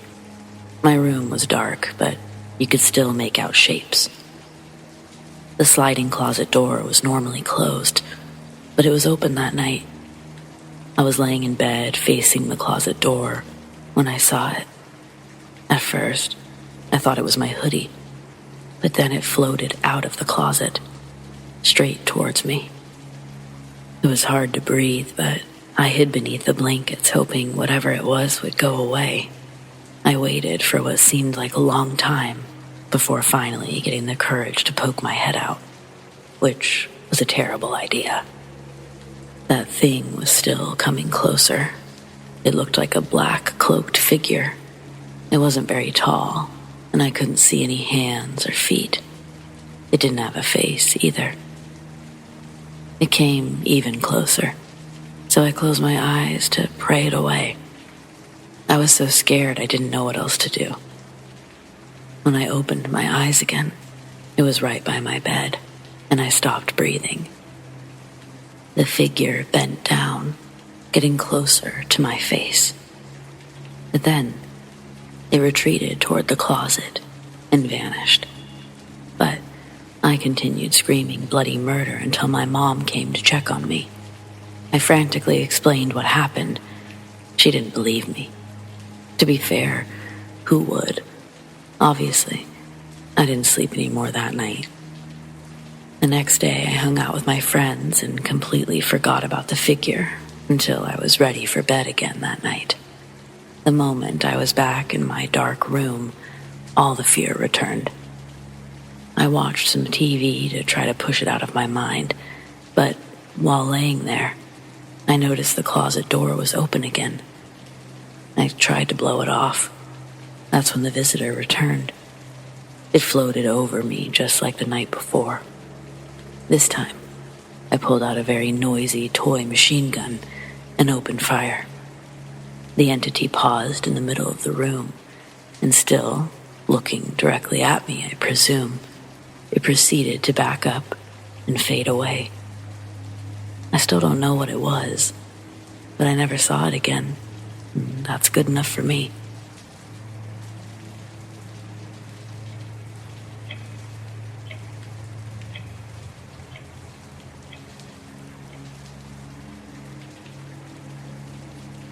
As a child, I would stay at my grandfather's house while my mother was out running errands.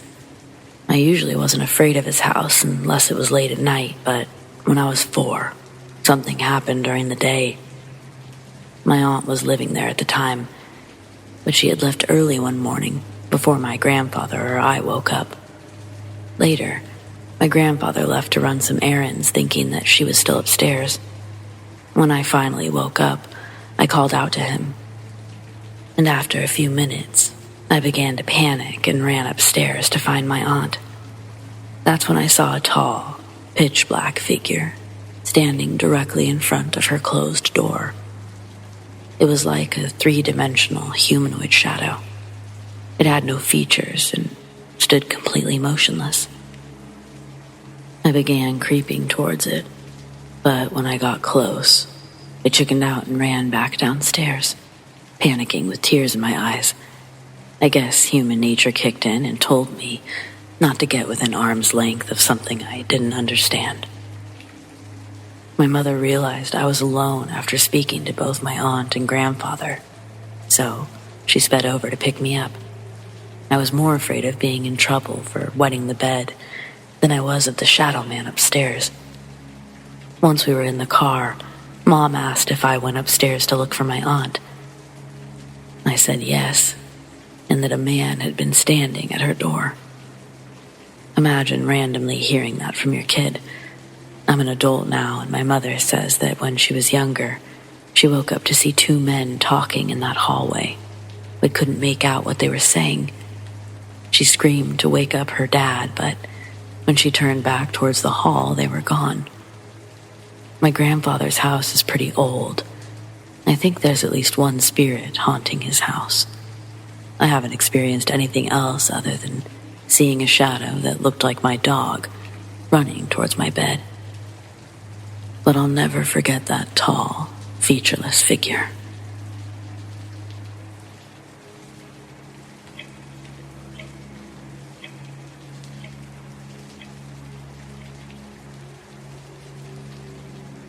I'm almost 40 now, but this happened in the late 90s when I was still in high school. Dad managed a restaurant in the evenings, so he wasn't home. But Mom was in the kitchen. My brother was watching TV in the living room.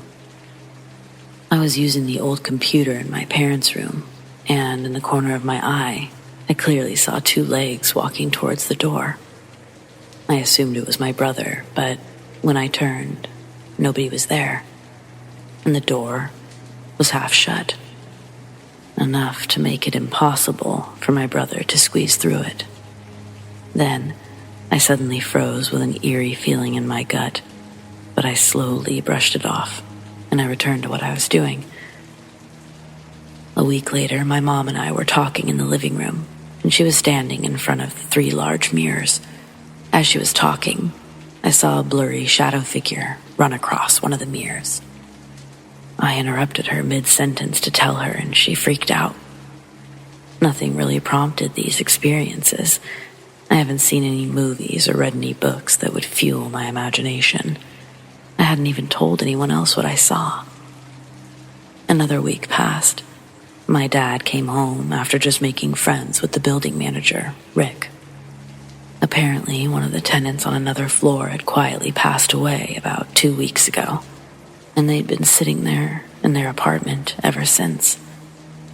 Needless to say, this shook me to my core. Dad didn't know about my recent experiences. I knew that it was that poor person's spirit that had been wandering the building. I never got a negative feeling from it, so I can only assume that they were just lost, trying to let us know.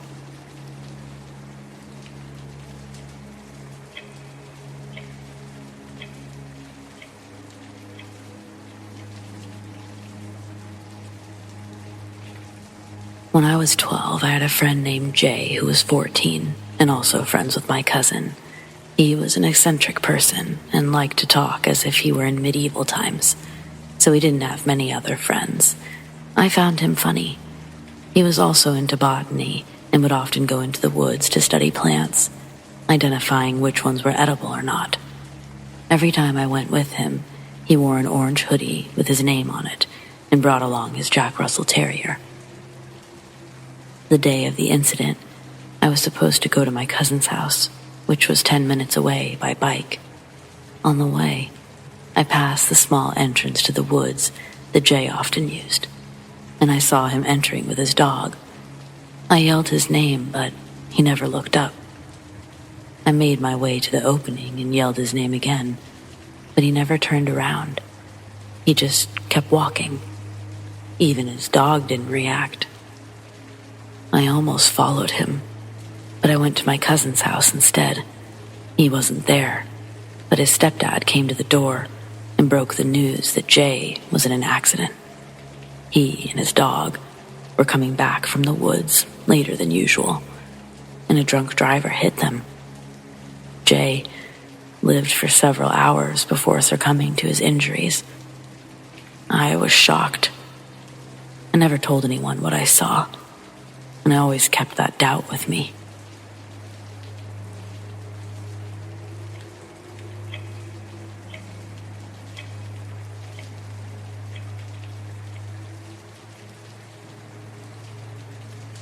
When I was a teenager, a few friends and I were stupid enough to try out an old Ouija board. We didn't know what we were doing, and we made the grave mistake of not saying goodbye, which was about 2.5 years ago. But the terror is just now catching up with me. I've always noticed the occasional weirdness, stuff out of place, noises, but I wasn't sure, not until this past month. It started with small things, seeing shadows or hearing whispers. I thought that it was just fatigue or trick of the light. But then, the activity began to increase. I noticed things moving, heard doors slam. I even saw a heavy hardback fly off my shelf. I got scared. I thought I was going crazy, until I remembered the Ouija board. Then, I became even more frightened, and things kept getting worse.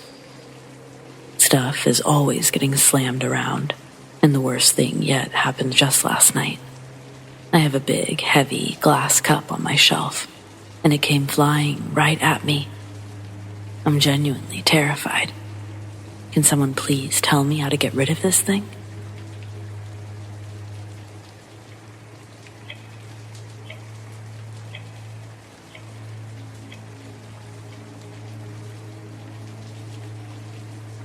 I talked to a medium about a year ago. She said my dad wanted me to visit his grave. He was deported a couple of years ago before his death and was laid to rest in Mexico. I'd always kept that thought with me, but never acted on it. A few months ago, I had the time, money, and opportunity to go visit the home he was staying in Mexico before he passed. The day before I left to Mexico, I stopped by the home that he had in the U.S., where I lived with him for 10 years. The place was filled with butterflies, specifically the tree he used to sit under, and we dedicated to him after he passed. My mom still lives on the property, said she visits the tree routinely, that it had never been like that, even when my dad would spend summers under it.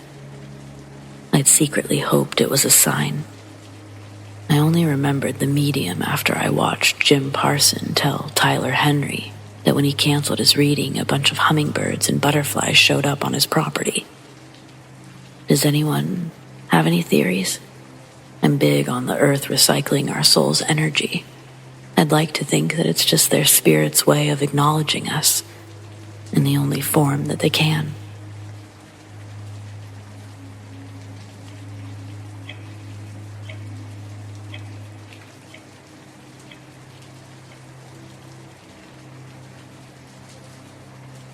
I don't know where else to put this right now.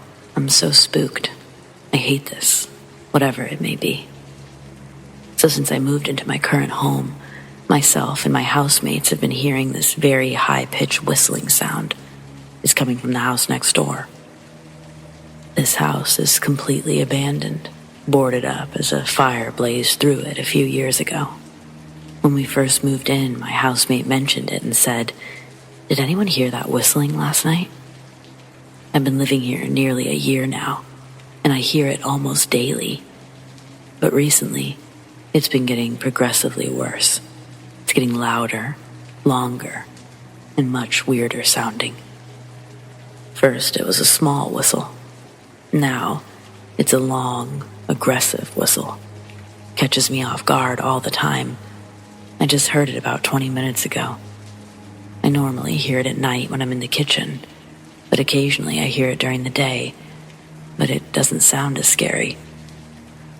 I really hope that it's just wind flowing through an empty house, because that whistling sound has me feeling like a 5-year-old. hiding under the blankets. I would post a video, but it's hard to catch since it happens randomly and doesn't last long enough for me to whip out the phone. But if I happen to catch it, I'll definitely post in the comments.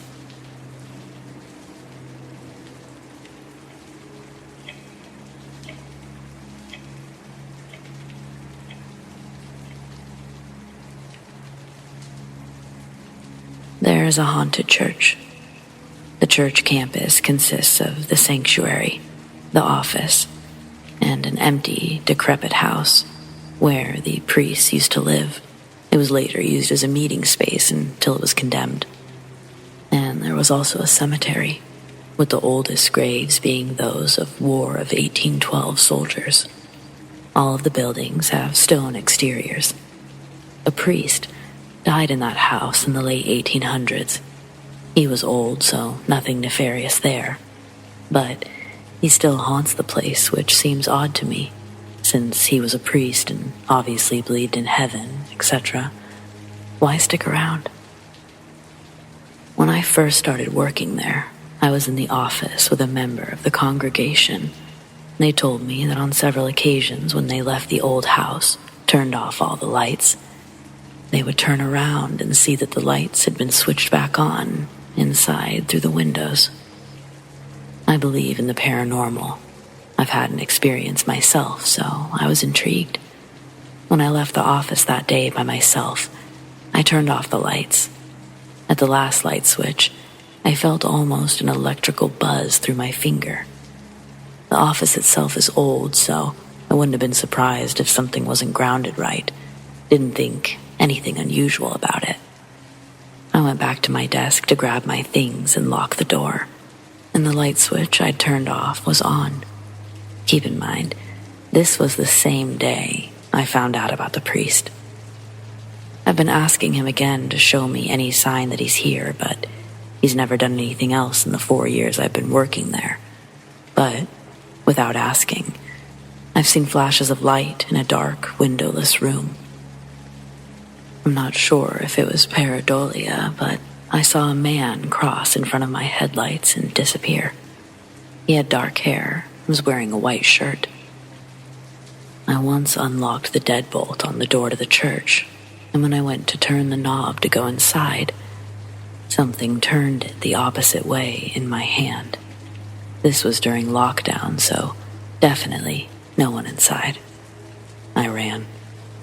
I've seen motion detector lights outside turn on by themselves, and when I've jumped in front of them, waving my hands, they never come on. I heard this one from my boss, who's a priest. The organist was practicing by themselves in the church when a pencil went flying across the room. My boss also told me that members have said that they've seen the priest looking out of the windows of the house. The decrepit house is supposed to be torn down within the next year or two. I'm not sure how or if that will affect the priest who won't leave. Maybe he finally will.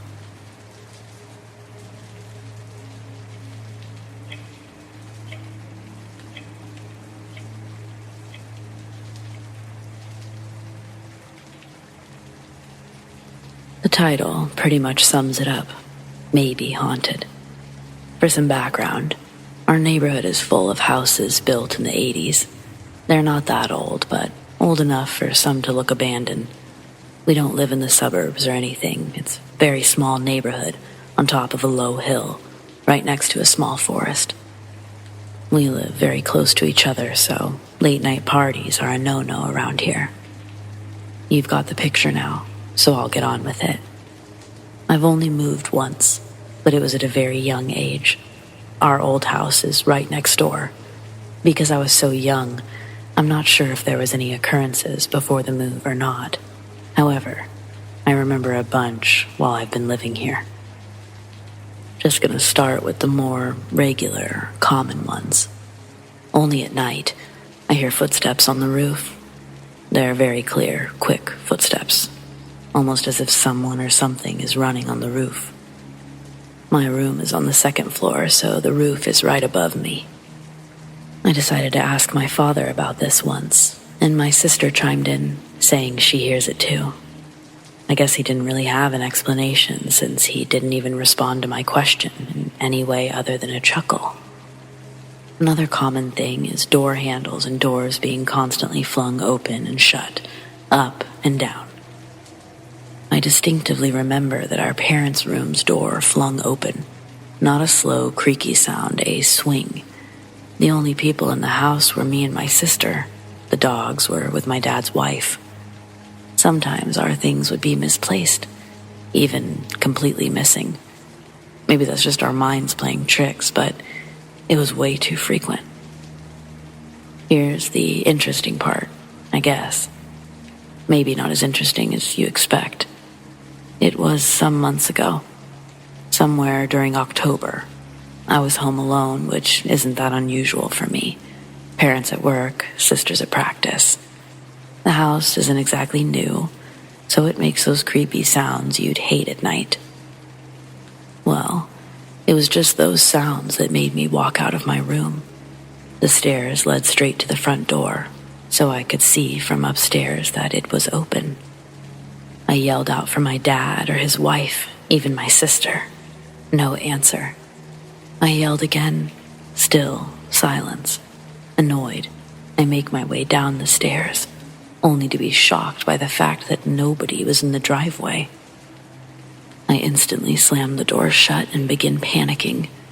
Was there an intruder inside? A murderer? Maybe some random homeless person.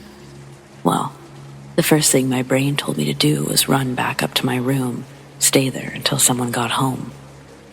I waited there, scared out of my mind that someone would be in the house. When my dad's wife came home, only 10 minutes later, I told her about it right away. She grabbed a long kitchen knife and started searching the house. Nothing. Absolutely nothing.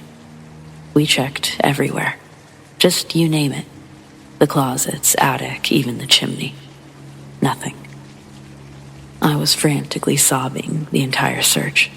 Up to this day, everyone swears that they locked the door after themselves. I knew they did, because I always checked after they leave. Another incident which happened way back, somewhere in the winter. As per usual, the running sound on the roof was happening again.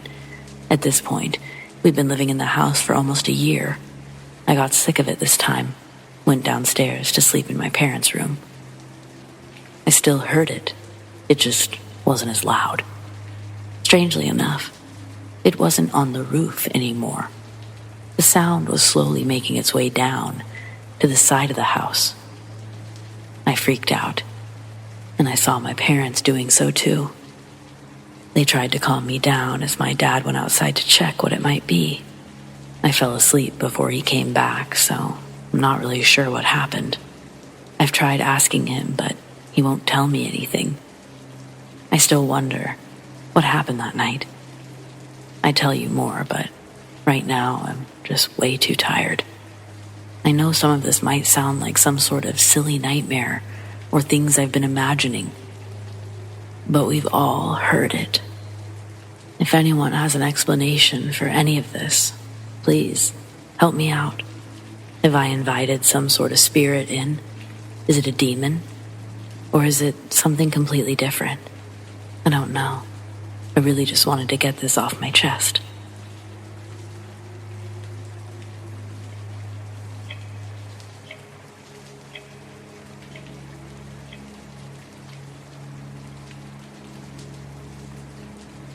Okay, so I'm going to relate an experience I had when I was young that ended up making an impact on my entire life. I've never posted about it anywhere and haven't really talked to a lot of people about it. I really want to hear what people think about this. When I was 2, my mom married and we moved into a house on the edge of a small bush in a small town. Today, even just thinking about this house gives me the creeps. Last summer, I took my fiancé there, and as soon as we left, he told me how creepy he felt the house was, and that whole part of town was. I was a pretty quiet kid, enjoyed playing alone in my room. Around this time, I developed what my mom called an invisible friend. I named him Casper, and she said that he was a little boy that lived in the walls and in the closet. My mom would hear me talking to him a lot over the years. When I was 5, I saw something that scared the shit out of me. I was with my mom in the basement, which was semi-finished. There was a sort of sitting room, along with Bob's workshop, some storage rooms, and my parents' bedroom. My mom sent me into the bedroom for something. The light was off. I remember entering the doorway, reaching for the light switch, when I saw something standing on the other side of the bed. It looked to be about 7, 8 feet tall, and draped with cloth or wearing a hood, semi-transparent and smoky white, but it felt incredibly ominous. Of course, I completely lost it. I ran to my mom, screaming that there was something bad in the bedroom. She held me while I cried, tried to tell me it was probably just the dog. I refused to ever go into the basement again. After that came the night terrors. I was absolutely terrified at night, like scared out of my wits.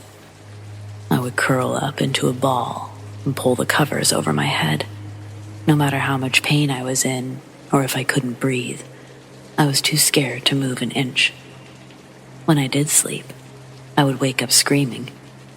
I remember after this had gone on for a few months, my mom sitting on the edge of my bed, crying from stress, because I refused to let her leave and turn the lights out and refused to sleep. My mom split with Bob when I was around 7, and we moved out. For the next few years, I'd have to go back to the house twice a month for visitations. I always had a really hard time getting to sleep. I still refused to go into the basement. Now, 25 years old, I am still scared of the dark, and I still have night terrors. Looking back on this incident, it still gives me chills. A little more background, which is interesting, but may not be of importance. Bob and his father, they're high members of the Freemasons, have a super creepy vibe about them. Bob, especially, is just weird. He was also both verbally and physically abusive to my mom, and later to me. Any idea what I saw? Why it had such a huge impact on me? I still get the creeps thinking about it. I haven't been in that house for years, though Bob still lives there. But being in the forest, in that area, still freaks me out so much. It feels like I'm watching a horror movie. Anyone else ever encounter anything like this? Sorry if it's a bit long. Just wanted to include everything.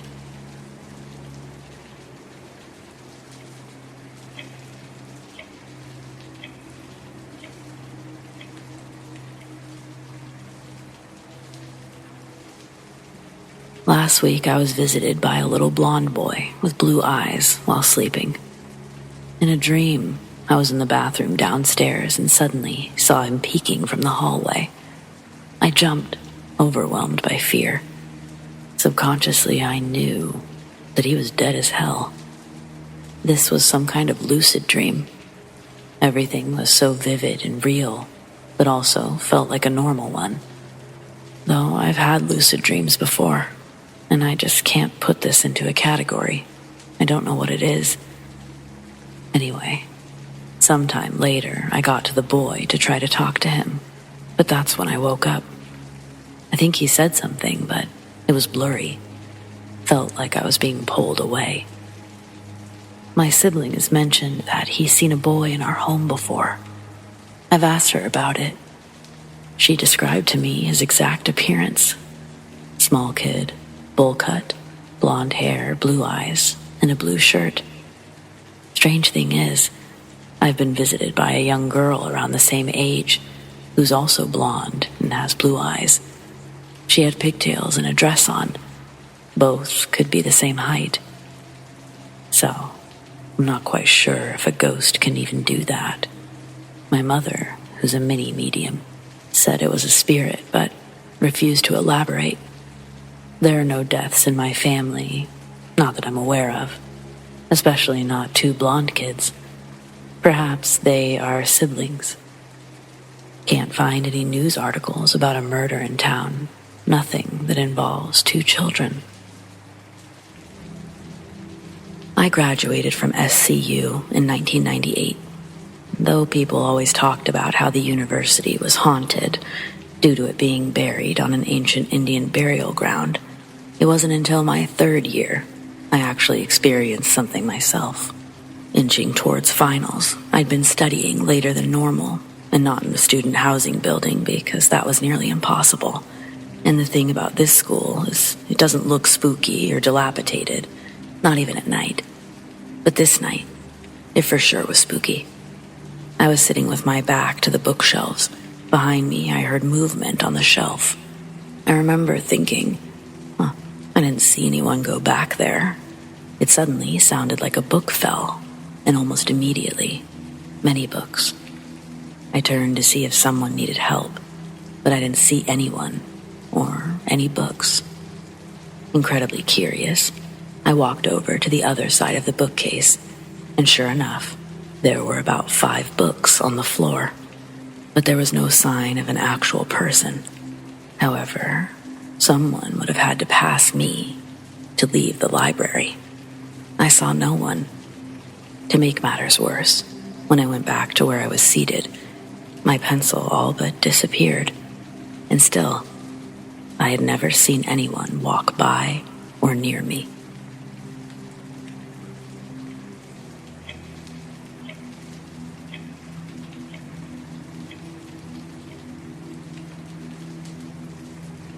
Tonight I was helping my cousin set up his new basketball hoop, and I watched him play a little after we finished. Just as we were about to go inside, I heard a little girl screaming for help. It sounded like she was near our pond. I was shaking. My cousin had already gone inside, but when he came back out, the noise stopped. I kept shaking as I walked inside to tell my fiancé. She looked out our bathroom window to see a little girl by the pond. She called me over to look, but the girl was already gone. We've heard knocking and howling, but this was a first. I don't know what's happening. Seriously terrified. I checked for any trace of an actual little girl, but there's no sign of anyone having been down there. It's so muddy, there would have been footprints or some trace left behind. I know it wasn't a real kid. If she'd fallen into the water, there would have been ripples and splashing, but the surface was calm and serene. I've been reading up on skinwalkers. I'm 60% native. We just had a child, and lots of negative things are going on in the family right now. I think it's feeding off of these things. I'm going to start catching the stuff on camera so everyone can see what I mean.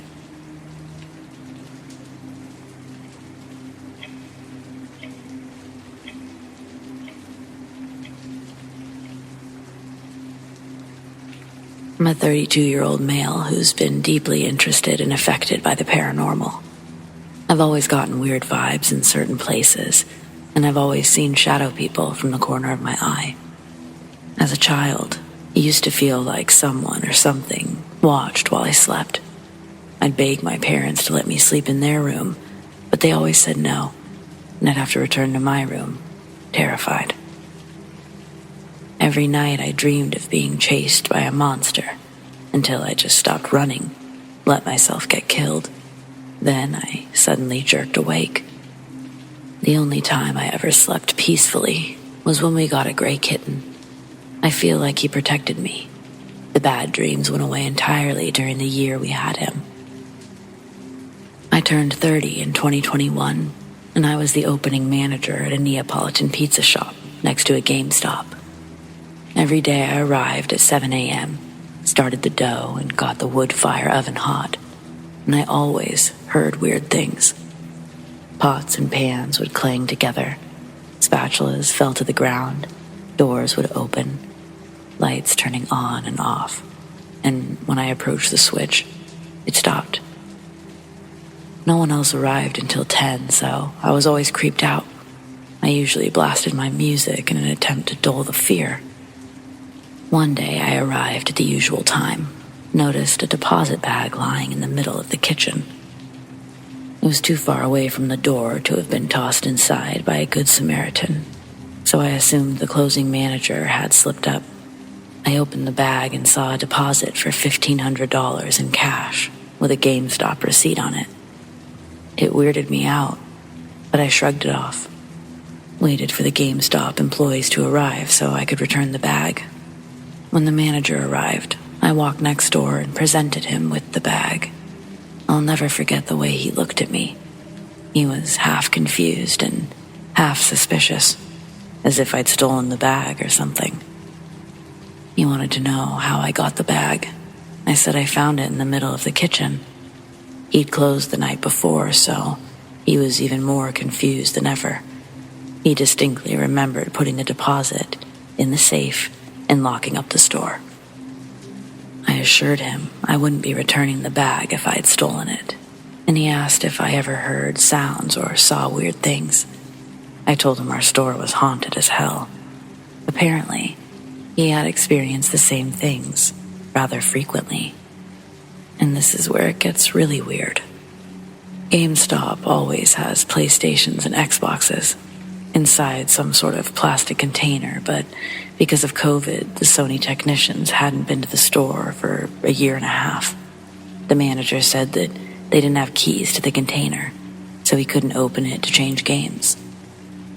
There was a thick layer of dust on top of the PlayStation with a toddler's handprint right in the middle.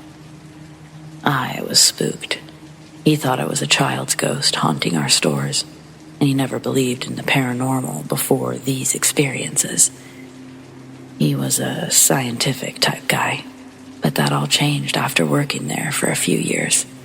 His whole worldview shifted after seeing that handprint.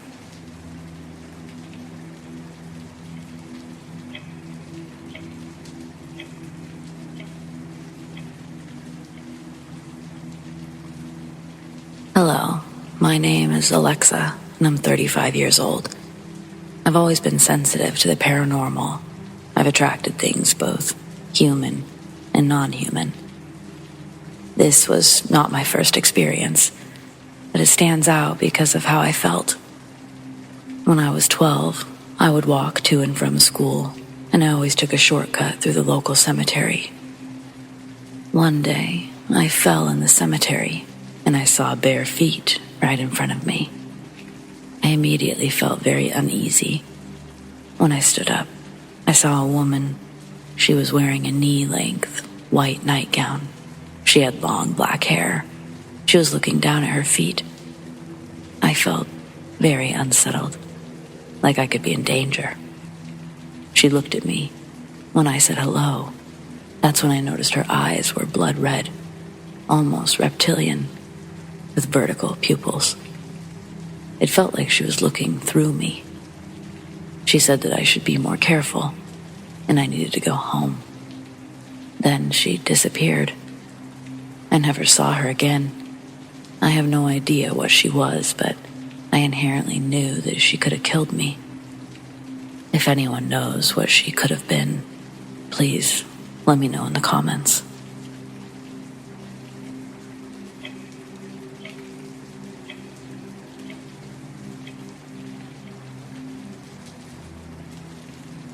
My dad has vascular dementia, lives in an assisted living facility. I come over a couple times a week to drive him to doctor appointments, fill up his medication. So we have a key to his room.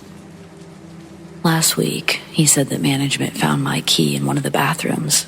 I looked in my purse and sure enough, that set of keys were missing. I asked him to hang on to them and I'd get them on my next visit. I went a couple days later, and when I looked down at my purse, my key ring was there. They weren't missing after all. It was weird, but I shrugged it off. When Dad answered the door, he had my keys and handed them to me. That set has one key for his door, one for his mailbox, and a library key fob. I showed him that those weren't mine, suggested that they might belong to one of his nurses. I had passed a couple of them on the way earlier, so I jogged down the hall and asked if the keys belonged to them. Not only was it theirs, but there's only one mailbox key per room. If I had mine, then the other one shouldn't be missing. One of the nurses, Rachel, turned to the other nurse and whispered, "The only thing I can think of is Bob." Both of their faces went pale, and Rachel thought to call the library to say we found a key fob that we wanted to return. The librarian said they couldn't give out personal information, that they'd have to contact the owners themselves. So, Rachel blurted out that if it belonged to who she thought it did, he wouldn't mind because he's dead, and she asked if the owner's name was Bob. The librarian confirmed his full name, and after taking a few moments to herself, Rachel explained that Bob was the last resident to live in my dad's room, and that he had died in there. His room had been empty for 3 years, because any time a new resident moved in, they would complain about the room being haunted and demand to be moved. My dad is the first person who hasn't noticed. He's been in there for 6 months. Now, it seems that Bob has finally returned his keys.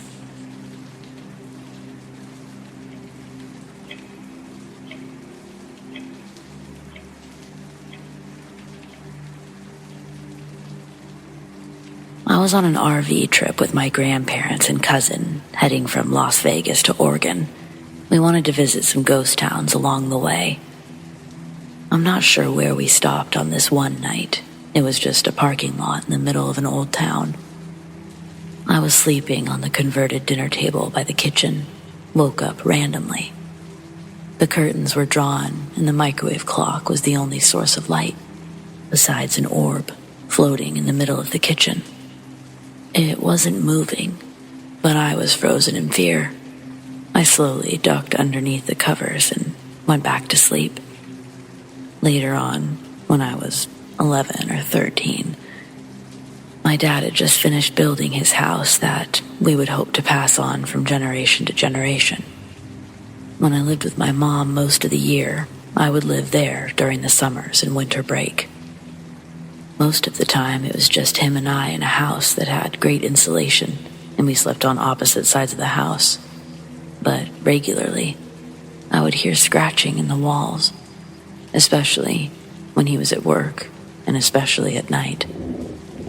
I always felt like I was being watched, and when we got a dog, he would regularly bark at the walls, or bark at nothing while outside. My dad would say, "Oh, there's just bats in the walls," which in my opinion still doesn't make sense. This was a brand new house, and it used spray insulation. How would that work? Later on, though, one of his girlfriends and I got talking about how I always feel like I'm being watched in the house. And she said that she did too, for about 6 months. She felt threatened until I got to know her. But she humored me. We burned sage and blessed the house that week. Instantly felt better. Maybe it was placebo, but recently my mom has told me that my dad was involved in the occult, practiced voodoo in some manners.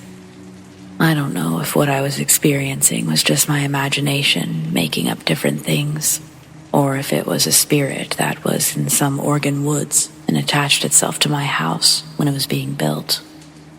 Or if my dad performed a ritual to summon something to protect the house, and it thought that I wasn't supposed to be there. I'm not sure. Recently, though, I haven't experienced anything, other than the occasional paranoia that comes from watching lots of paranormal investigation stuff. I felt scared, like something was watching me extensively, and that was at military posts. Before then, nothing. And since then, nothing that would make me think of a spirit at all. Eventually, I'll be revisiting the parking lot in Virginia City. I'm pretty positive that's where it was when I first saw the orb. I want to try to contact it once I get some equipment. Maybe go to a few mines where people have passed away in Nevada.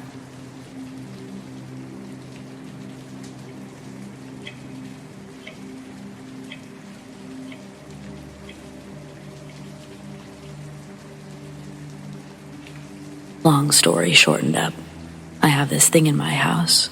It has no figure, and I can only catch a glimpse of it in lightly reflected surfaces like doorknobs, but often. It just watches most of the time, like a peeping Tom.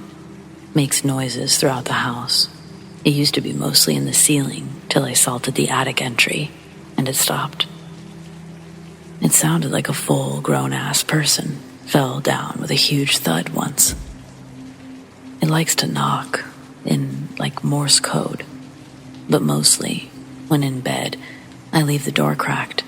It messes around in the doorway, taunting like it wants to be seen, but enjoying that it can't. Been a few times where the doorway has literally vibrated. Shrooms like. I'm not scared of it, but annoyed at this point for several months now. Also, sometimes it brings random aromas. I swear it's farted in my face. Most recently, it smelled like auto grease. 1 a.m., while in bed, out of nowhere. Like, I don't think it's a ghost, but maybe someone's astral projection, or some kind of tech. Your guess is as good as mine, honestly. I've looked into origins and possibilities, all dead ends. I've had the house cleansed twice, and saved twice. Nada. It used to only mess with me, but recently has growled at my lady, did some kind of heavy breathing. She gets up at 3 a.m. for work. It wasn't like this when we moved in, not at first. But I left for 3 months and I came back. The whole vibe was different. Some key things that could have played a role. The black cat started showing up and I was feeding it. My firstborn was on her way. She's 6 months now. Our neighbor's body was dug up the first week we moved in. His wife killed him and buried in the backyard. During those 3 months, I was doing a lot of drugs, but I've been sober for 7+ months now.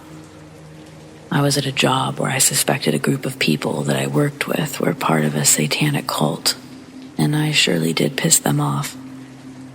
I do a lot of research into events of the world, and I know some stuff that a vast majority of people don't.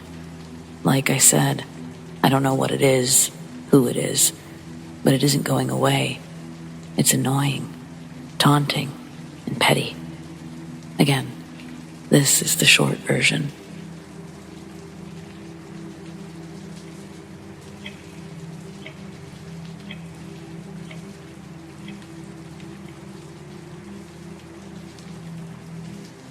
I didn't think I'd ever post here, as I normally am a skeptic.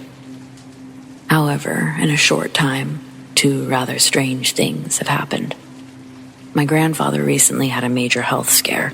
He was in critical condition for a week, before getting better on Sunday, Monday, and Tuesday, and finally passing away this morning. From Sunday until this morning, he was lucid in his conversations and was easy to talk to. However, he was saying crazy things, like he'd been walking on the beach all morning, that he'd seen a dragon, or that he hit his foot on the door while carrying my cousin, even though he's on a bed and he can't get up, and my cousin is 200 kilometers away. The doctors told us that this was normal with his treatments. The strange thing started when he started talking about dead people. His brother, his wife, his parents.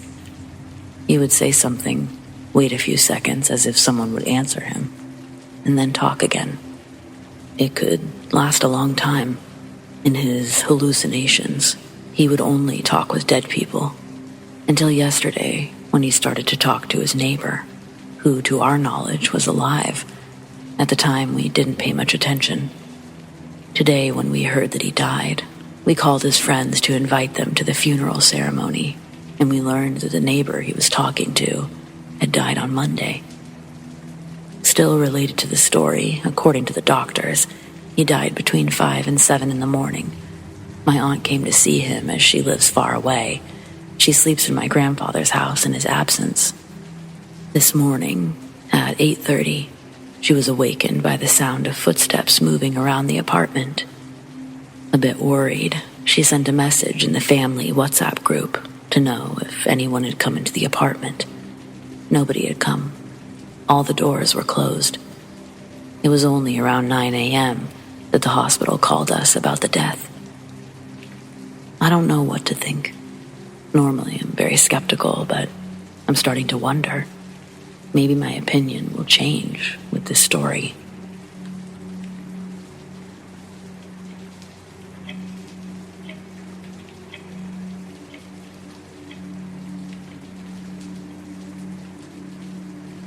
As a child, I always enjoyed the spirit world. I used to watch shows, read, and enjoy videos about them. I've always known children and animals have been sensitive to it. I have a 2-year-old, and her dad's house is haunted by 3 spirits. His mother has told me stories upon stories. I stay there all the time, and I've never experienced anything besides seeing things at the corner of my eyes, or feeling like I'm being watched, but never malicious. I've always felt a male presence, and as I've been told, his dad's uncle had passed away there of a heart attack, and I normally see shadows in the basement, as his room and his sister's room is down there. And for context, my 2-year-old daughter knows what a ghost is, as she watches Halloween cartoons. But me, my boyfriend, and her were in the room playing around. He was talking to me, and I was laying on the bed.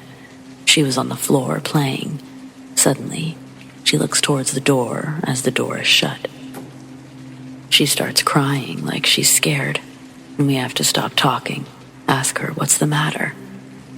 She says, "Ghosts." Her dad picks her up, and he faces her towards the door, and immediately she's screaming and grabbing him, burying her face into his chest. Immediately I grab her and I say, "Where is it?" She points, and I assure her that it won't hurt her, that it's okay. I told her to leave, please, and she did as soon as I said she was okay. I can assure you, I was more scared than she was, as I've never had it happen to myself. I guess I like to experience ghosts from others' stories, not my own.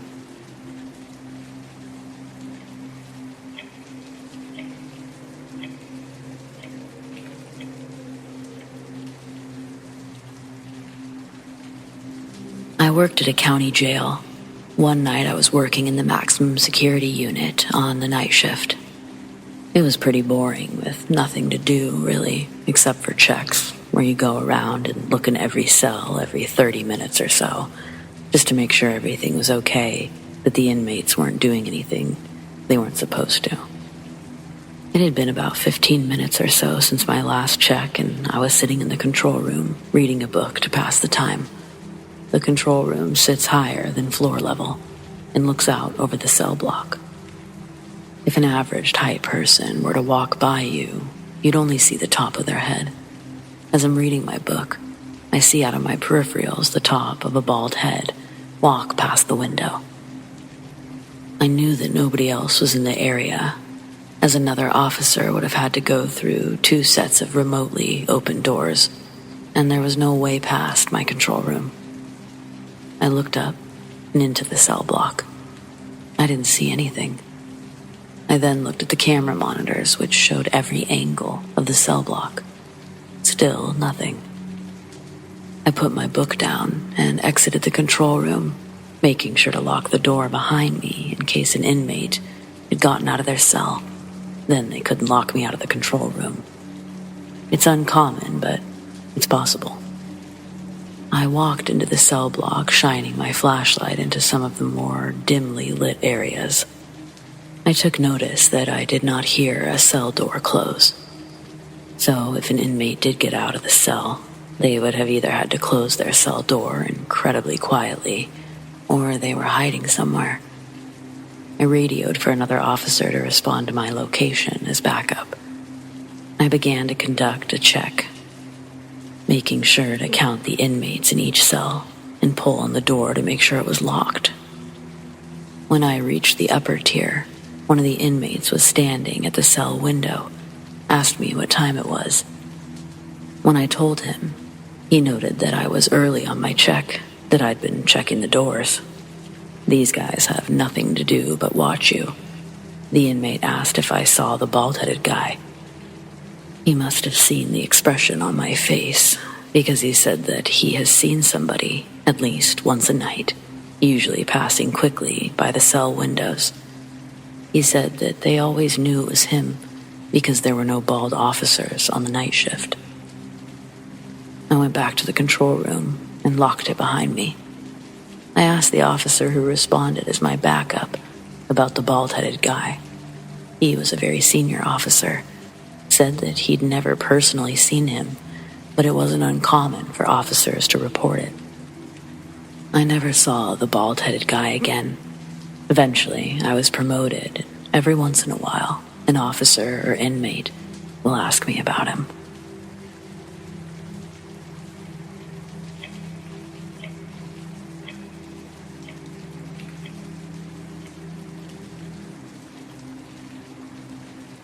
My family and I live in a mobile home park where the trailers have been converted into homes. Recently, me, my wife, and the rest of the family that lives with us, we've been hearing and or smelling strange things. At first, we thought it was the stray cats or raccoons, but then things started getting weirder. We started hearing the sounds. Sometimes it would be footsteps, other times we would hear knocking.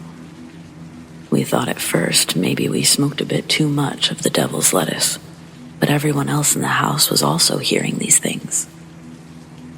That's when the sounds started sounding like people talking to us, but the weird thing was it always sounded like they were incredibly far away. The most recent thing was the smell of rotting dead of some kind. I couldn't for the life of me remember when the last time I'd smelled death like that. The smell seemed almost intense, as if it were right in front of me. I checked around our home, under it, just to make sure there were no dead animals. This happened at almost 12 at night, when my wife and I were outside smoking. I had my brother come out and check, and even he agreed that it wasn't just me who smelled it. He said it smelled like the corpse of a person.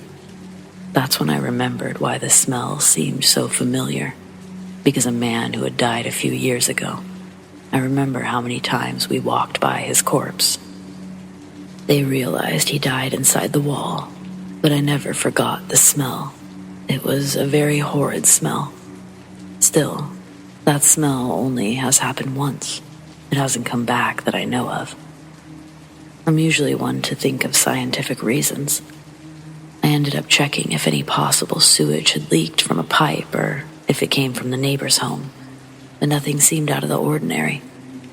These weird happenings only seem to happen at night, and most of the people that live near us are usually asleep by 10 p.m., and we stay up till about midnight and 1 in the morning.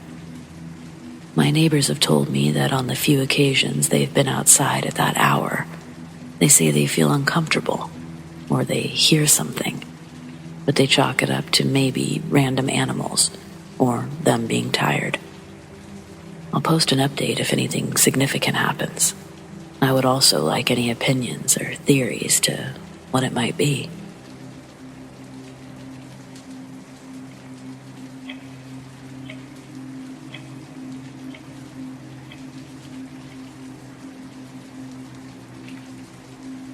I need you to hear me out because I promise you, what I experienced in that old library in Massachusetts, it was not a figment of my imagination. I'd heard whispers about paranormal activity from within the walls, but chose to brush them off. I kind of regret that choice now. One evening, with the library held hostage by a roaring thunderstorm, I found myself alone in the furthest corner, poring over books in a language I couldn't decipher. Suddenly, a chill crept up my spine as the hairs on the back of my neck stiffened. Out of nowhere, I sensed a presence behind me. Still disbelieving, I turned, expecting to find a colleague playing a prank. But as I turned, I was met with an ethereal figure, floating inches above the ground. It was a woman, dressed in old-fashioned attire, her eyes hollow, her facial features distorted in silent agony. I bolted from the room, unable to catch my breath as I clawed my way down the hallway. I heard the woman's anguished wail following me. Now, I know you might respond with skepticism, but I've shared this story because I understand the dangers of dismissing such experiences. Believe me, that haunted Massachusetts library has a dark history not to be ignored.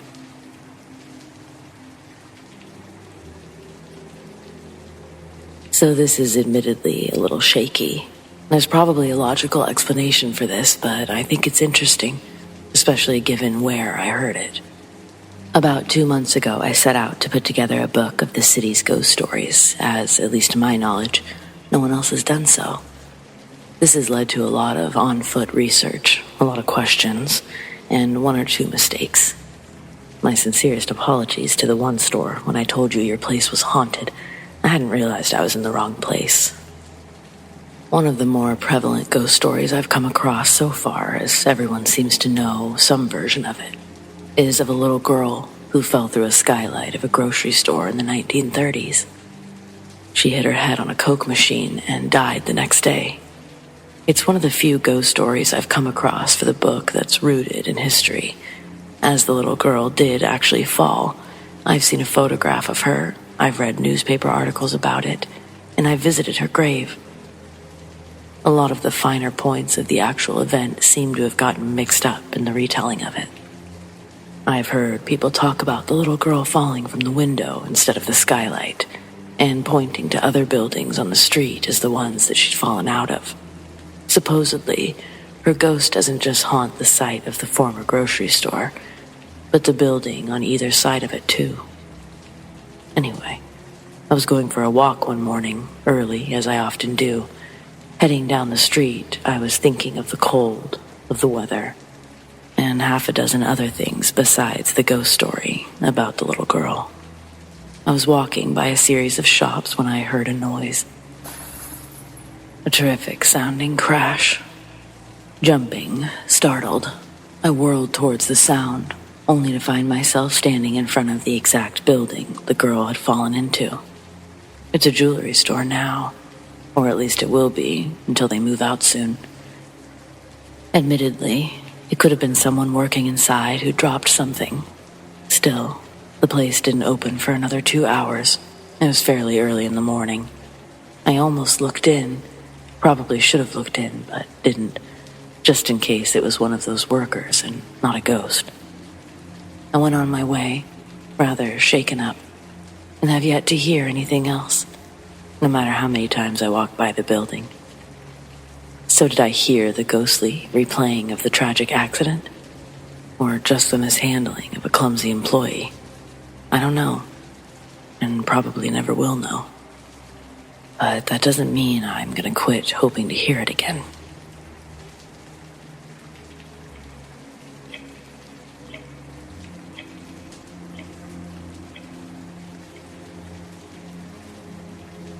I was 10 years old.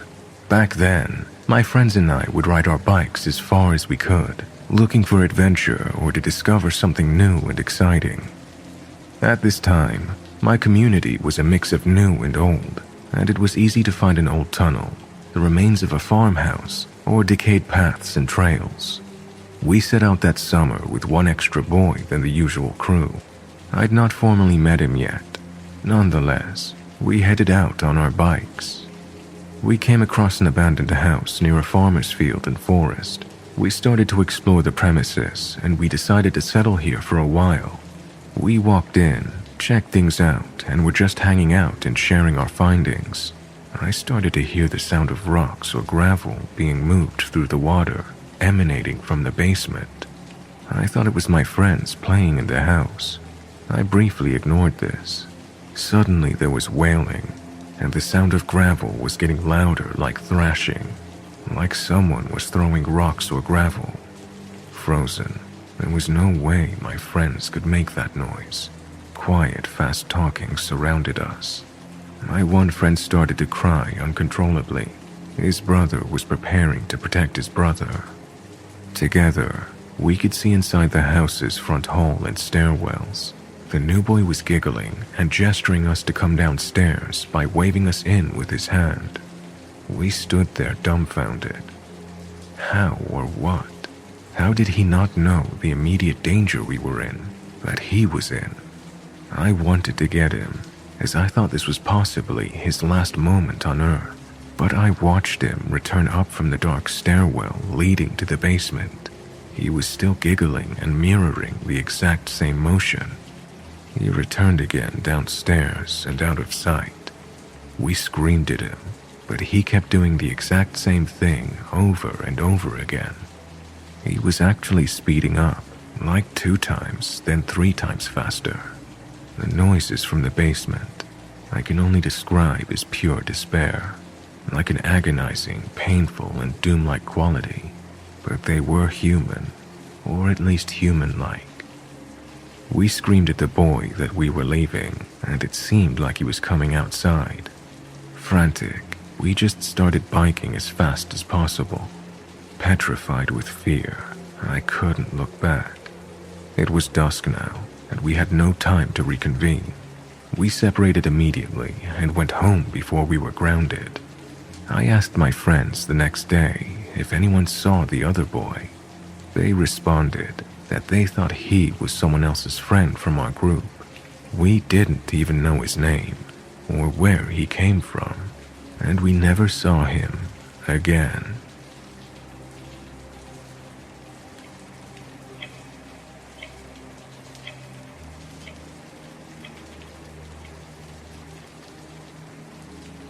This morning I woke up at 5 and went to the gym before class. I'm staying at my parents', but they're away for a month, so I've had the house to myself. I always wake up, let the dog out, shower, let the dog back inside before I leave. But this morning, it felt a little weird. The house had a strange energy. I let the dog out into the pitch black yard, but the deck light didn't come on, which is unusual. I brushed it off and took a shower. The dog was waiting for me when I returned. I opened the door and the large black lab walked inside and straight under the table. I then tried to go to my room, but as I was leaving, I felt the same strange feeling from when I'd woken up. I looked at the dog's bed, noticed he wasn't in it, so I looked back at the door to see that he was still sitting outside. My stomach instantly dropped. I know I watched him come inside. I let my actual dog inside and searched my house to see if another animal came in, but I didn't find anything.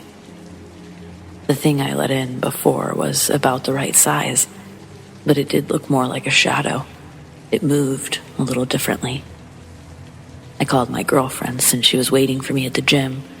She thinks it was my imagination, but I've never ever imagined something this real. I wasn't even tired. My dog was also acting a little strange, staring at the wall and growling quietly. But I left soon after that. I'm at a loss. If anyone has a possible explanation, I'm really dreading sleeping there alone tonight.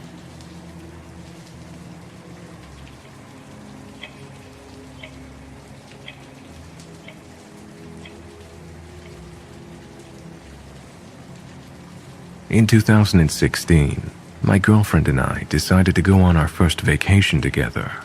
We booked a 3-night stay at a historic hotel in the old part of the city. It was an elegant manor-style home from the 1850s, and parts of the property looked like it was from that period.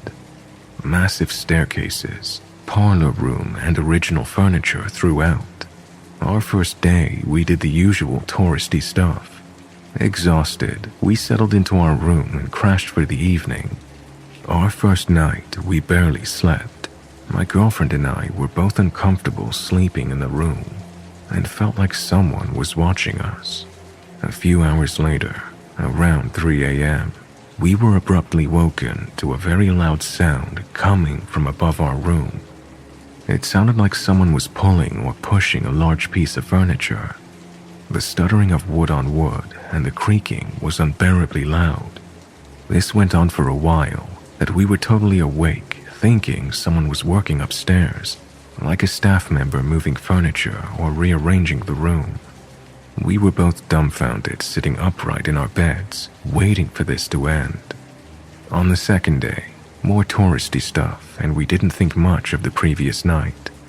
The second night, we were zonked and went to sleep early. This night was strangely similar. We woke up around the same time to the exact same creaking and stuttering of furniture or something being moved around above us. It eventually stopped like yesterday, and we managed to fall back asleep. Next thing I remember is my girlfriend waking me up abruptly, saying, "What are you doing?" I awoke, standing in the middle of the room in the dark, unpacking my bag, angrily throwing our clothes into the air. I snapped at her for asking me what I was doing and interrupting me. I was frustrated and agitated on waking. Suddenly, I vaguely remember what I was doing, almost like a dream on waking, and you try to hang on to your dream. I sat on the bed and explained that I was looking for a key in the room, and I remembered wandering around the room, desperately searching the walls, floors, and furniture with my hands in the dark. I was getting more disturbed the more I explained this to my girlfriend. The idea that I was alone in this dark hotel room, doing this, really frightened me because I had no control. Needless to say, we decided to call it early and head home and end our vacation. We drove the full 4-hour drive home that night in pitch darkness and fog. I called the hotel that morning to check out early. Speaking with the front desk, I mentioned the loud noises coming from above our room. She replied, "There is no room above yours. It's an attic space and no staff would have been there at that time." I mentioned that it sounded like someone was dragging furniture on hard wood. She said there was lots of furniture stored up there. I asked her if the hotel was haunted. She responded reluctantly that she has heard other similar stories.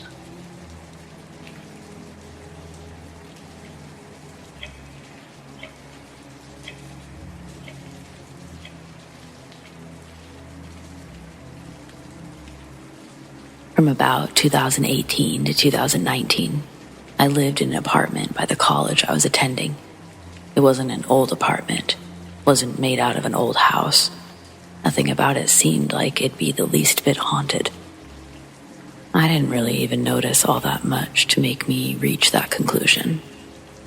Sure, sometimes I'd smell the same food cooking about the same time, some mornings and nights. And sometimes I'd hear the sound of somebody taking a step in the living room. But I attributed both to the rooms on 3 sides of me. The steps could be someone above me, and the food could be anybody cooking. This to say, I never even contemplated that it was haunted until one day. This was during the 2019 spring semester. I was graduating at the end of the semester, and so the school year was ramping up and stressing me out. I became fond of taking naps during the day in order to cope with a broken sleep schedule.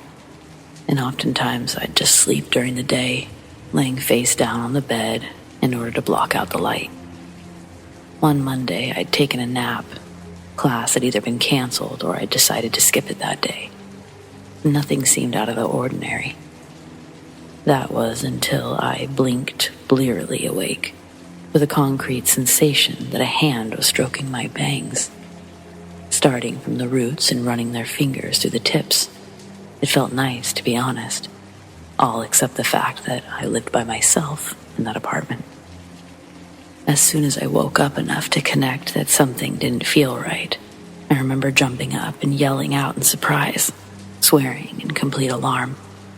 The sensation immediately went away, and I was left shaken, standing in the bedroom. I collect myself, go get supper, and try to figure out what had just happened. Upon doing some research, an old cabin used to be in that spot, and before that, during a battle fought in the Civil War. A tent had been placed somewhere near there for soldiers and nurses. I spent the next few months trying to figure out who it could have been and waiting to try to experience it again, but it never came again. I have no idea what it was, never experienced anything else ever again. I just wonder who it was, why they seemed so interested in my well-being. In a way, it was kind of nice, kind of sweet, and I have this weird desire to at least know who it was and what happened to them. Is that weird? It feels weird to me.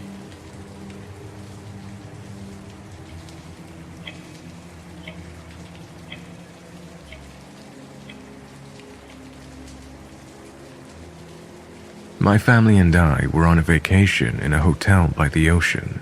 I was young, about 5 years old. One afternoon, we were at the hotel pool alone. My parents and brother were teasing me and wouldn't allow me into the hot tub, saying that I was too young. I became very angry and stormed off, wandering around the pool. My next memory is sitting cross-legged at the bottom of the pool. I was stuck somehow, and for some reason, I couldn't or wouldn't move. I was just sitting and looking around. I distinctly remember seeing the pool walls, and I could see the water fluttering above me. A strange sensation overcame me. I felt warm and colorful, if that makes any sense. I saw the water above me break, and an arm suddenly wrapping around me. I remember feeling the abrasive hair on the arm as it was across my body and neck. My next memory is standing beside the pool. I was perfectly fine, but in shock about what happened. There was no one else around the pool, including who rescued me. I ran over to the hot tub and told my parents everything that happened. They just brushed it off. It was very confusing, surreal, and vivid, but I remembered seeing the man who rescued me. He was tall, much taller than my father. He was very pale, practically white, with freckles and orangey-red hair and a long face. He was also wearing a bathing suit. I remember seeing him standing beside the pool with his hand raised. I also remember him telling me to stay away from water, but I don't remember him speaking to me directly. To say the least, this has had a lasting impact on my life. I have had many other paranormal experiences, and I'm devout and thankful for my second chance. At times, I wonder if I died that day, or at least a part of me. Maybe there are other people that feel the same.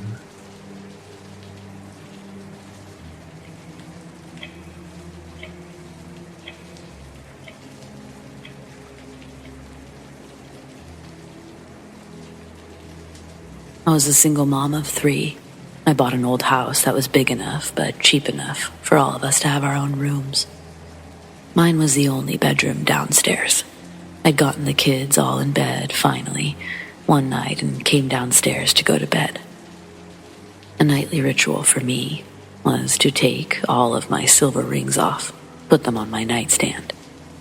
I wore about 6 rings, all sentimental. So I take off my rings, put them down by my lamp, turn to the bed to remove all the pillows and bedspread and grab my pajamas. I turn back to the nightstand, and all 6 of my silver rings were sitting up on their edge. Not laying down, all lined up in a perfect row. I thought, how in the world did I do that? So I picked them up and just tried to randomly make it happen again. Nope. And again. And nope. It was impossible to casually make them stand up, lined up. I then purposely sat them on their edge, which was a very big balance challenge. They kept falling over, knocking over the others. How and who could have done it?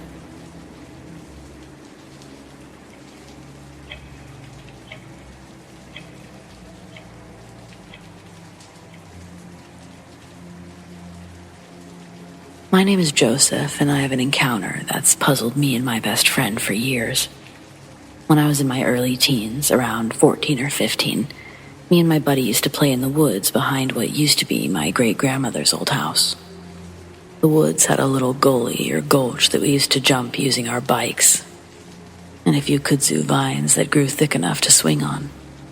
Well, one June afternoon, right around 1:45, we were back there playing when we heard something running towards us. Too slow to be an animal, or at least one in the area that we lived in North Carolina, but way too fast to be human. We bolted out of the woods as fast as we could. The weird part is that nothing chased us farther than the edge of my old great-grandma's driveway. Being the stupid kids we were, we kept going back to see if we could catch whatever it was and see what it was. One night we decided to go around midnight to see if the reason we were not catching this thing was because it was daytime, despite our terrifying encounter during the day. We gave each other a 20-minute leeway in case the other wasn't in the agreed-upon spot at midnight. Sure enough, my buddy, who we'll call Q, was late, so I did what we agreed, which, looking back now, was an idiotic idea. I yelled out his name a few times. Well, shortly after the 5th time of calling out Q's name, I heard what sounded like his voice, but not quite him. It yelled out for help.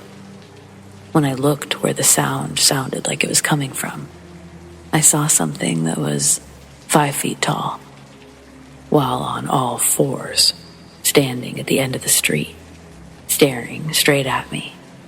I took off running, hid under a parked moving truck for what felt like forever. The last I saw of the creature, it ran off into the woods by my great-grandma's old house. The only reason I know I didn't imagine it is after I bolted into my house. Evidently after that, my buddy came outside, and the exact same thing happened to him. He told me the exact same description of the thing before I could even mention it to him. To this day, we're in our mid-20s now. We've never entered those woods again. Vowed to never set foot in them again until we know what it is and if we can kill it.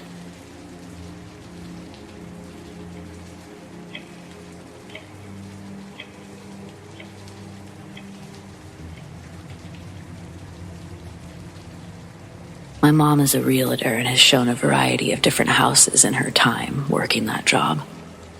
About 4 years back, she came home from one, pale and jittery. I joke that she's looked like she's seen a ghost. She just slowly nods. Apparently, she'd been taking pictures of the house in order to put them online and had been standing in the doorway, checking through the digital camera. She's taking a while, and apparently halfway through, when somebody had impatiently cleared his throat behind her. Now, she was the only one in the house, and so practically jumped through the door to get out as soon as she heard it. Standing on the front porch, she'd realized that she'd left the keys behind her, so she had to brave going back in order to retrieve them.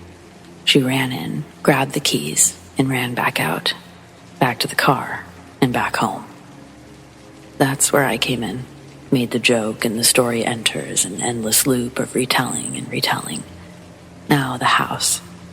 The house is old, apparently pre-Civil War, 1800s, so it's entirely possible that the house is haunted. She goes and calls the homeowner after we discussed whether to do it or not. She calls him, waffles for a bit, then asks him if his house is haunted. The man goes quiet for a long time. Finally, he asks her, "Which one did you see?" Apparently, there's 2 ghosts on the property. The ghost of a doctor, whom the wife of the homeowner saw bending over her one night to check her temperature when she was sick. The other is the ghost of the grandmother of the family who originally owned the house. She'd gone crazy for one reason or another and had been locked up in one of the upstairs rooms. There was a hole drilled through the door in order to look in and see her. People apparently have claimed to see her looking down from that room's window. Months pass as the house tries to sell, and finally, Mom has an open house on a Sunday, where over 100 people come by to look at the house. Near the end of the day, somebody approaches her about buying it. She promises to begin walking them through the process. That was Sunday afternoon. Monday morning, Mom's woken up by a call from another one of the realtors telling her to turn on the TV. Sure enough, on the local news, the house is ablaze and quickly burns completely to the ground. Everybody's a little shaken, and several theories are put forward, from racists to homeless people. Me, I'm firmly convinced the ghosts didn't want to give up their house that easy, and so dealt with it the only way they could.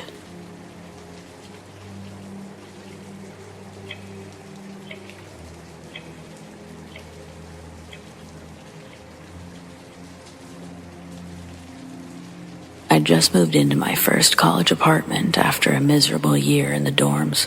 It was within walking distance of campus, and it came with an air conditioner that refused to work.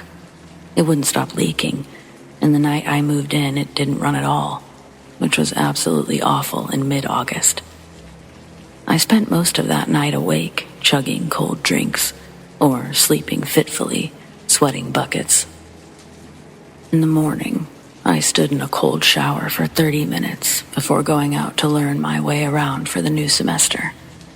There's a shortcut that shaves a couple of minutes off my walk, but I wasn't sure where it was.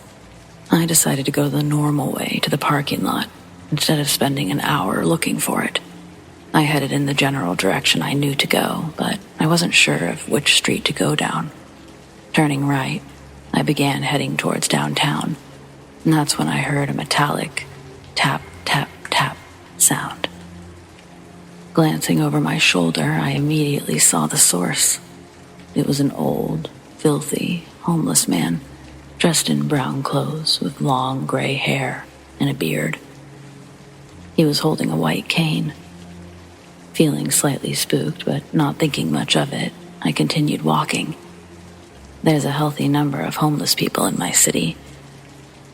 I intentionally missed the actual turn for campus, figuring he would eventually turn off and go a different way. But he didn't, and the tapping continued. I ended up going off the sidewalk and across a gravel path, heading further downtown, hoping he'd move on. Instead, he kept walking. He never sped up or slowed down. He just kept following me with that incessant tapping. When I recognized where I was, I turned to head towards campus. I could see it growing closer in the distance.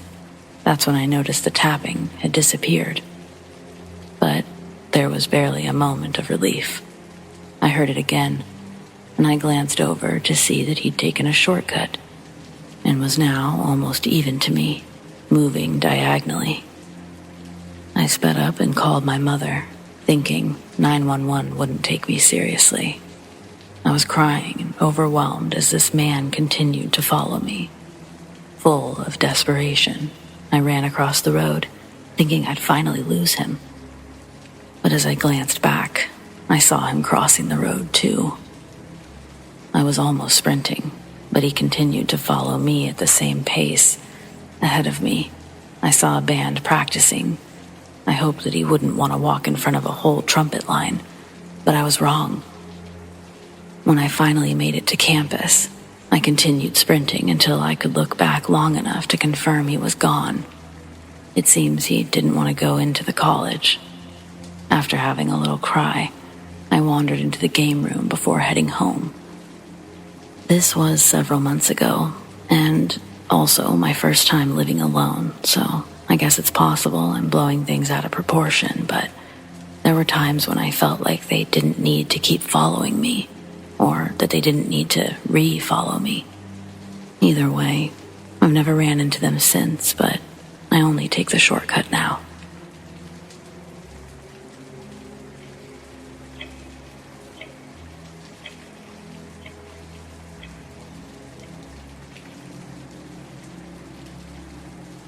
Recently, I felt something following me around, everywhere. I always feel like someone's watching me. I feel a hand on my shoulder or a head when there's nothing there. So I keep seeing this thing when I'm outside. It doesn't talk usually, but I keep seeing it wherever I go. It's always behind a tree or hiding. When I was younger, I used to go outside to swing next to the huge tree. and I kept seeing a shadow figure stick its head out. But whenever I actually looked at it, it disappeared. It doesn't hurt or scare me. It's sort of like a father. It comforts me, and yes, it may be an imaginary friend, but it feels real. I keep feeling it touch my shoulder. I feel it next to me, always beside or behind me. When I sleep and face the wall, I feel it behind me. There are times when I see it or hear it in the closet or in the hallway at night. But it doesn't harm me. It doesn't harm me, and it says it brings no threats. It's comforting to me. Talk to it sometimes. During school, I write about it, draw about it. I might be crazy, but it looks so real and feels so real. It's super tall. No face, no accessories, nothing on it. A shadow figure, really skinny. I can almost see its bones. It has a sort of low, raspy voice. It's nice and kind. It's never made me feel threatened or scared. I feel happy, relaxed, and welcome it. I can never touch it though, but it can touch me. If I try to touch it, it fades away.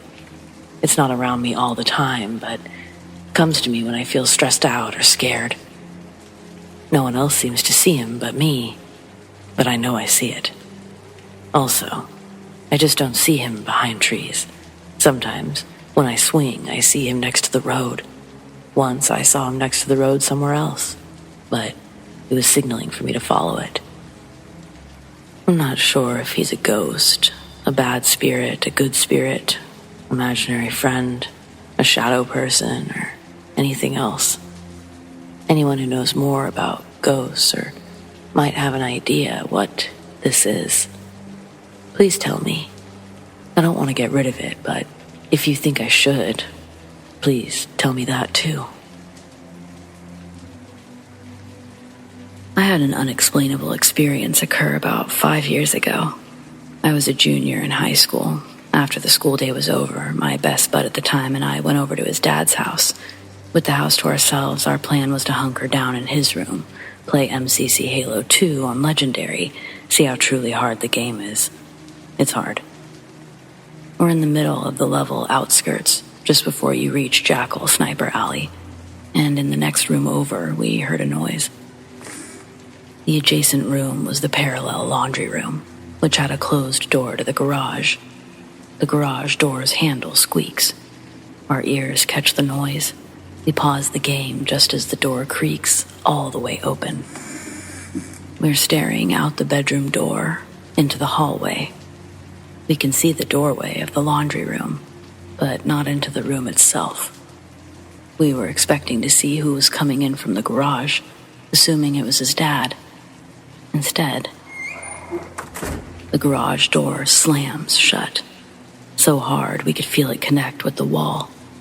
We are stunned.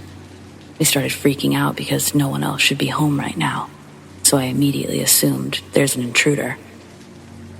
We gather some random items to use as weapons and literally breach the garage like friggin' Rainbow Six Siege. We stacked up and opened the door as I yelled, "Whoever the fuck is in here better come out right fucking now." Silence. Stale silence and utter darkness. We flip the lights on and begin a search of the garage. I tell my buddy to check if the side door to the backyard is locked. It is. While he looks around outside, I make note that there's no windows in this garage. No feasible escape that wouldn't leave a trace for us to find. All there was my bud's dad's old rusty truck and a bunch of empty cabinets. Yes, I searched the cabinets. No one was in the garage except us. I've told multiple people this story, and over the years, not a single explanation I haven't already accounted for and disproved. The obvious question is wind? No. I've had wind open and close doors before, and you know when it's the wind. Besides, we would have heard the garage rattling if the wind was hard enough to open and slam the door. I would like to note that there is a possibility that someone actually did break in and manually open the garage door to slide out under it, but that's also unlikely, Not only would we have heard it move, but it would have made much more sense to just hit the garage hanger button. There's also the possibility that in the midst of panic, my bud mistook the side door for being locked when it actually wasn't. No matter which way you cut it, I have a freaky ghost home intruder story.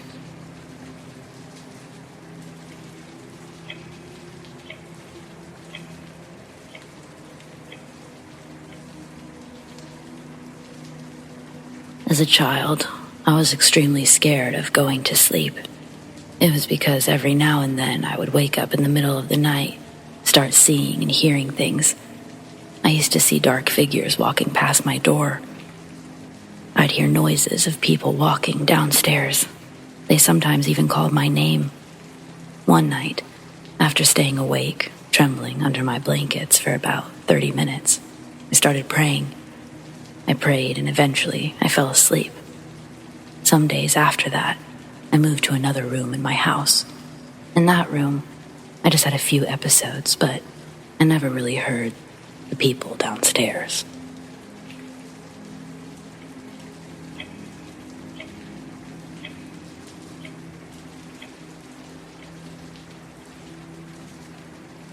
So I once saw this really, really nice necklace on an online auction, and I just placed my bid and I actually won. The seller was a German man, and it took a while for my package to arrive. I was super proud of my new necklace. Started wearing it the exact moment I held it in my hands. After a month of wearing it, weird things started happening to me. 2 events occurred. The first was on a Sunday or Saturday morning. I remember being very relaxed and hearing the voice of a little girl talking to me. Even though I couldn't understand what she said, I didn't see her, I just heard her. Everyone in my house was asleep, so it made me freak out. The second event occurred on a Wednesday night. It was around 10 p.m. I usually go to bed at or around 9:30. I take a lot to fall asleep. I was feeling relaxed and I was half asleep and half awake. I realized I was listening to a female voice humming a tune that I could recognize. Even though my parents were downstairs, my brothers were sleeping. It scared me a lot at first, but I didn't really mind and just let myself fall asleep. I talked to my mother about what was happening. We had a long talk in private. I often see weird things, and weird things often happen to me, but this time I told someone about it. My mom was trying to understand for what reason this would happen to me. She thought it was maybe something in my room, and in the exact moment when she said that, I thought about my necklace. It was a necklace from the years 1920 and 1930. So yeah, I just poured some holy water on it. Just had a few events after that, but they were probably more my imagination running wild. I still have the necklace now, and I wear it every day. I feel like the memories of the girl who had this necklace before me are still inside the necklace, and I don't really mind. Actually, I'm happy that a part of her is still in there. I just really can't explain why. So, yep, one of the creepiest experiences of mine.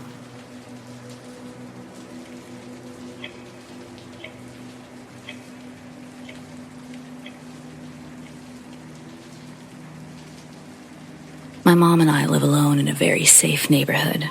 There's only been 2 people who have died here and only 1 murder, which happened in 2009. This event happened in September 2022, and I was home alone. It was maybe 7 or 8 at night, so it was moderately dark, but still light enough to see without a flashlight. Keep in mind, I already had suspected that someone had been stalking us before this incident. I was doing my laundry, and our dryer is out in the shed. I just walked down the stairs to the back door when I felt someone or something was watching me, either from behind the chicken coop or in the crawl space. I tried to call my best friend, but she wouldn't answer, so I just told myself there wasn't anything to worry about. I put the clothes in the dryer, was almost halfway back to the house when I heard this evil laugh. Like a psychotic clown and a monkey mixed. I was frozen in fear and realized It was coming from behind my chicken coop. I ran inside on the verge of tears when I called my brother. He didn't pick up, so I called my mom. She told me to call the police, but I was scared if they didn't find anything, I'd get in trouble. I looked out the window. I saw my dog going in circles, and then he ran behind the chicken coop, exactly where I'd heard the noise. My brother got home a few minutes later. He could see the fear in my eyes. He grabbed his gun, searched the entire property in pitch dark. It's now March, and a few days ago I was making a video for fun, and I went out by my window. I saw a path leading from under the porch to my window, as if someone had been standing there. Things have also gone missing in our house before. Shoes, clothes, makeup, food. We've also found things around our property like needles, dolls with one leg, and even hair with what looked like a piece of scalp on it. And I've smelled some really weird smells near the woods. The lock on the door to the crawl space has opened and closed, even though nobody goes down there, unless they have to. There's bed sheets covering a hole to see inside, and I'm too scared to look inside, because just days before they were put there, we all smelled something that smelled like death. I know this seems bad, but I hope it's just a rat or something, because the thought of a body under my house is shuddering. We've found multiple abandoned TVs, baby stuff like toys, bottles, cribs, high chairs. We've even found, like I said earlier, needles with a clear, thick substance in it. And the dolls and children's toys with the one leg. Should I tell the police, or is this just paranoia?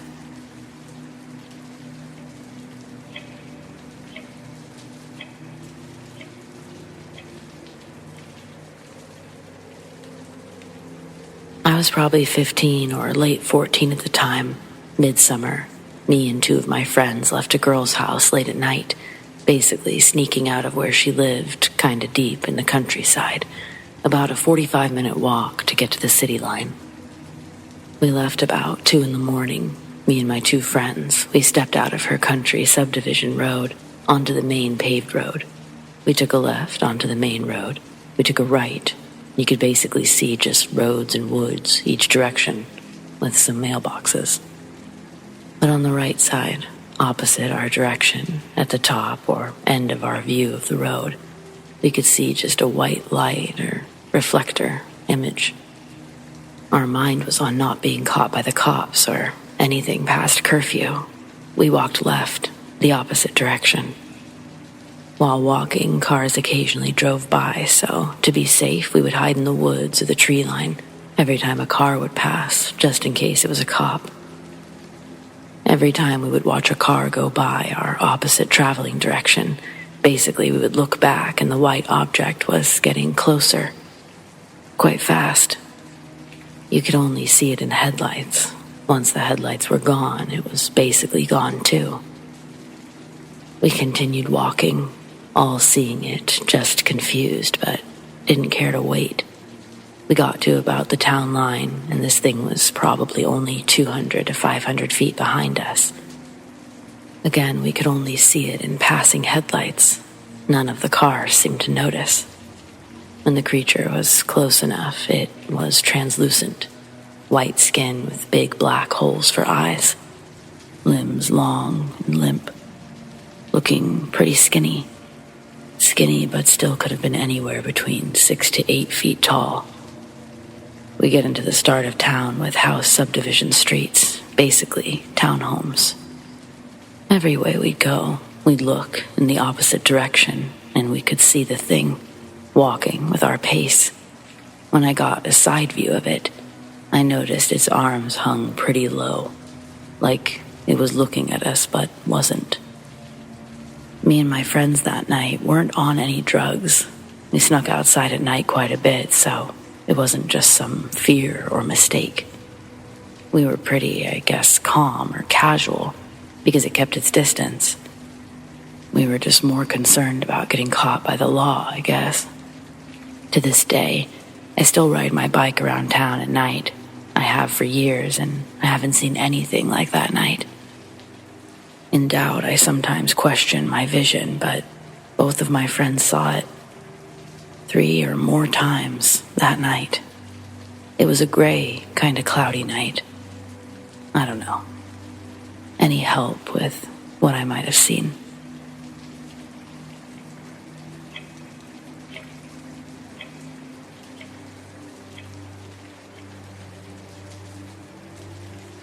So I used to work in this half-shut-down hospital. The original hospital had closed. However, the hospital I worked for had just bought it for a satellite emergency room. Being how no one wanted or knew to come to us the first few months, they were pretty boring. The doctor was an advocate for ghost hunting and would send me down the old places on my night shift. One night I had the radar and I went to the back room. I was just going to go for my cigarette break. I had one out and was about to finish up and walk outside. In the pitch black dark, all I heard was, "Don't smoke." I looked down at my hand, at my unlit cigarette, and booked it. I couldn't believe it. I have since quit smoking, 5 or 6 years now.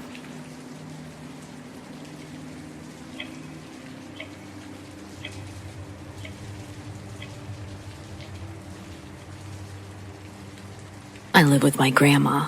My bedroom is in the basement. She can't walk up and down the stairs anymore, so she never comes down there. Last night, I had the most vivid dream I've had in my life.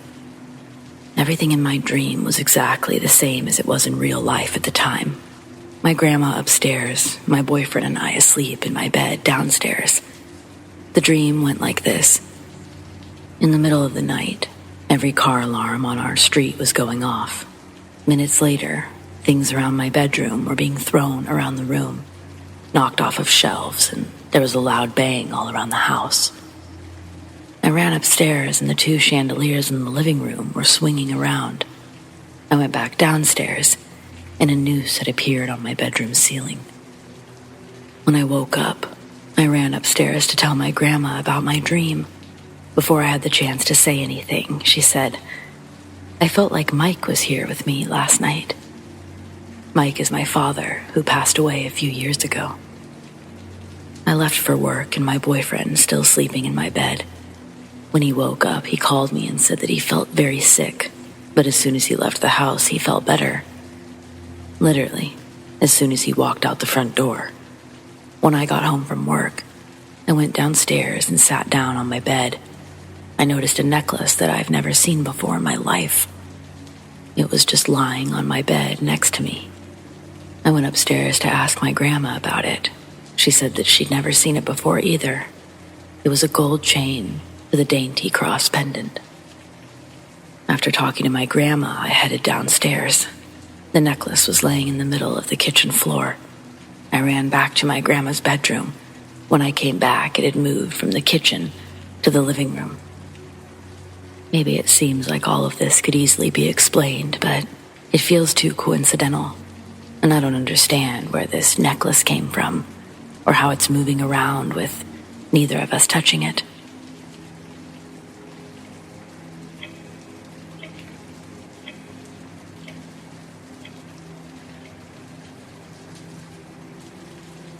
Okay, before I tell my story, yes, I realize now, 14 years later, I did some dumb shit when I was 18.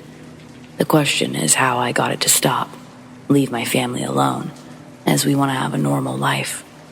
All of this is true. No, I don't think I have mental illness. I go to the VA. I've been tested for all kinds of mental illnesses, which doesn't check out. I was raised semi-Catholic, only been baptized, no other sacraments. There is a preface to this story, and now that I'm older, it makes a lot of sense. I didn't sleep in my own bed until I was around 13, because I used to see things at night which scared the absolute dog shit out of me. Like most parents, they didn't believe anything I ever said. One time, playing hide and seek when I was a kid, around 6 or 7, I was hiding under the covers. I was looking at a shelf, and I saw a bin full of Legos get tugged, like someone pushed down on it. 2 minutes later, the bin gets pulled out of the wall by itself. My dad runs in to see what's happened, to which I have no explanation. I was across the room, by myself. I used to see figures at night in my room. They never approached my bed, but would kind of look at me in the closet. They were real fuzzy around the edges and took on different forms. When I went to Yosemite on a camping trip, I remember being awake, terrified in my bed next to my mom. There were black figures walking around in hiking clothing, but no faces or anything. They made no sound as they walked around our cabin around 5:30 in the morning. I was the only one who was awake, who saw it, and I can vaguely remember one standing next to my bed. My mom and I were asleep, and it was standing, looking down at me. The day after I turned 13, I started sleeping in my own bed because my dad had had enough. I had a radio in my room. I turned on NPR at night for white noise so I could try to sleep.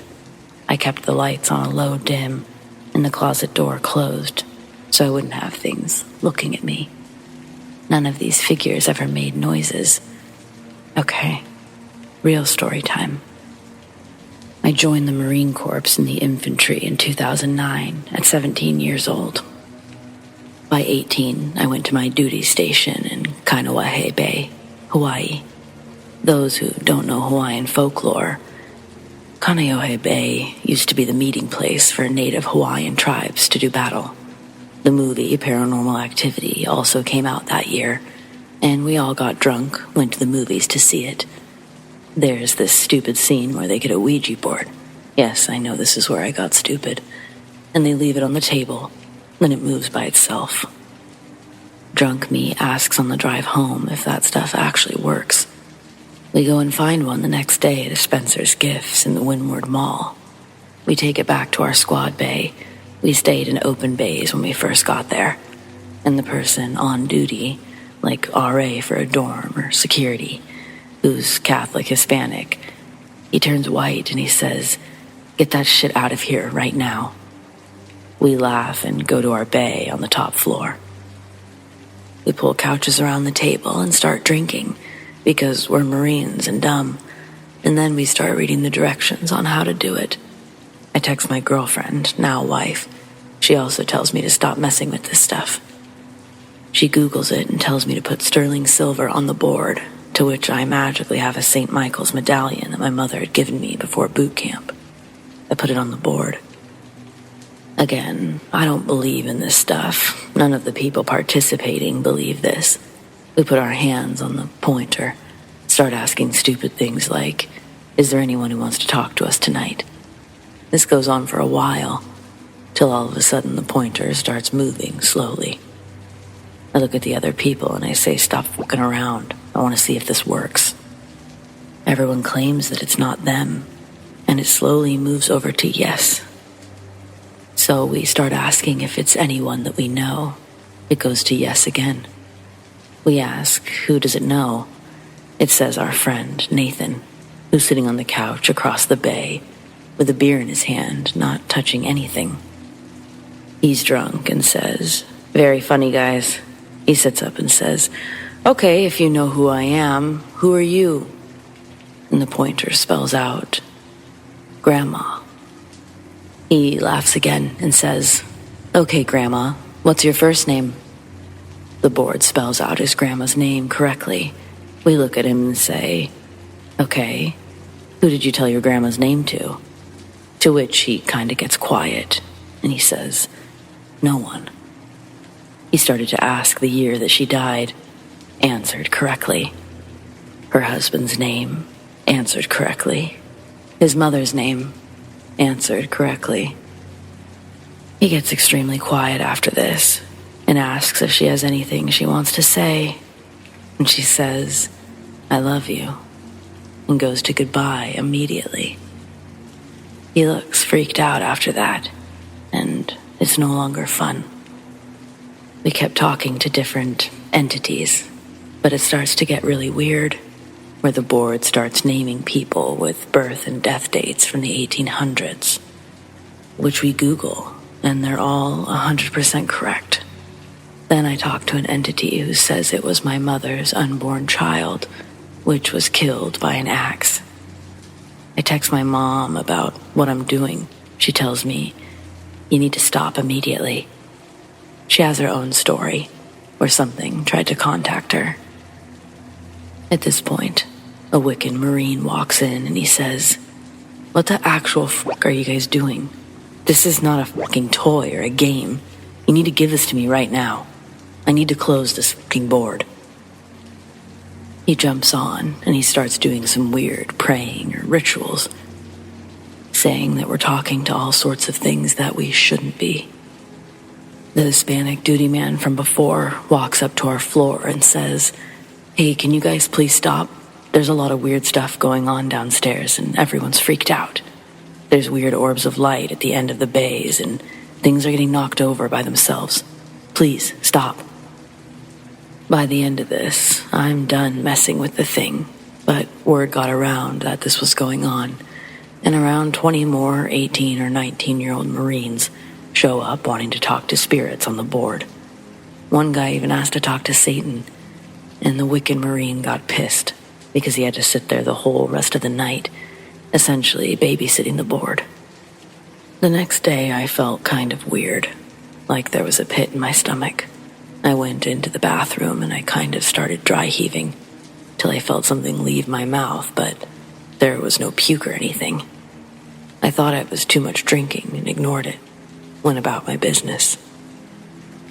There was one Marine who started acting weird for a week as he took the board into a closet by himself, tried to contact his grandfather. People in his platoon said that he started acting weird and distant. I don't really know what happened after that. I don't remember what happened to the board, but I never touched it again, not after that night. And when a coworker brought one to work as a joke on Halloween, I immediately turned and left. We were up on a mortar range on the Big Island at a training area called PTA. We would get thick fogs that would roll in, this on top of a remote volcano on being on the Big Island, with nobody except military personnel in training. Everyone would hear children laughing off in the distance in the morning. They'd always ask each other, "Am I the only one hearing the children laughing?" We all agreed that we heard it, but no one ventured out into the fog to see what it was. It usually happened in the mornings. This was my last paranormal encounter in the Marines. Okay, fast forward 13 years. I'm married. I've got a 1.5-year-old who's now walking and talking.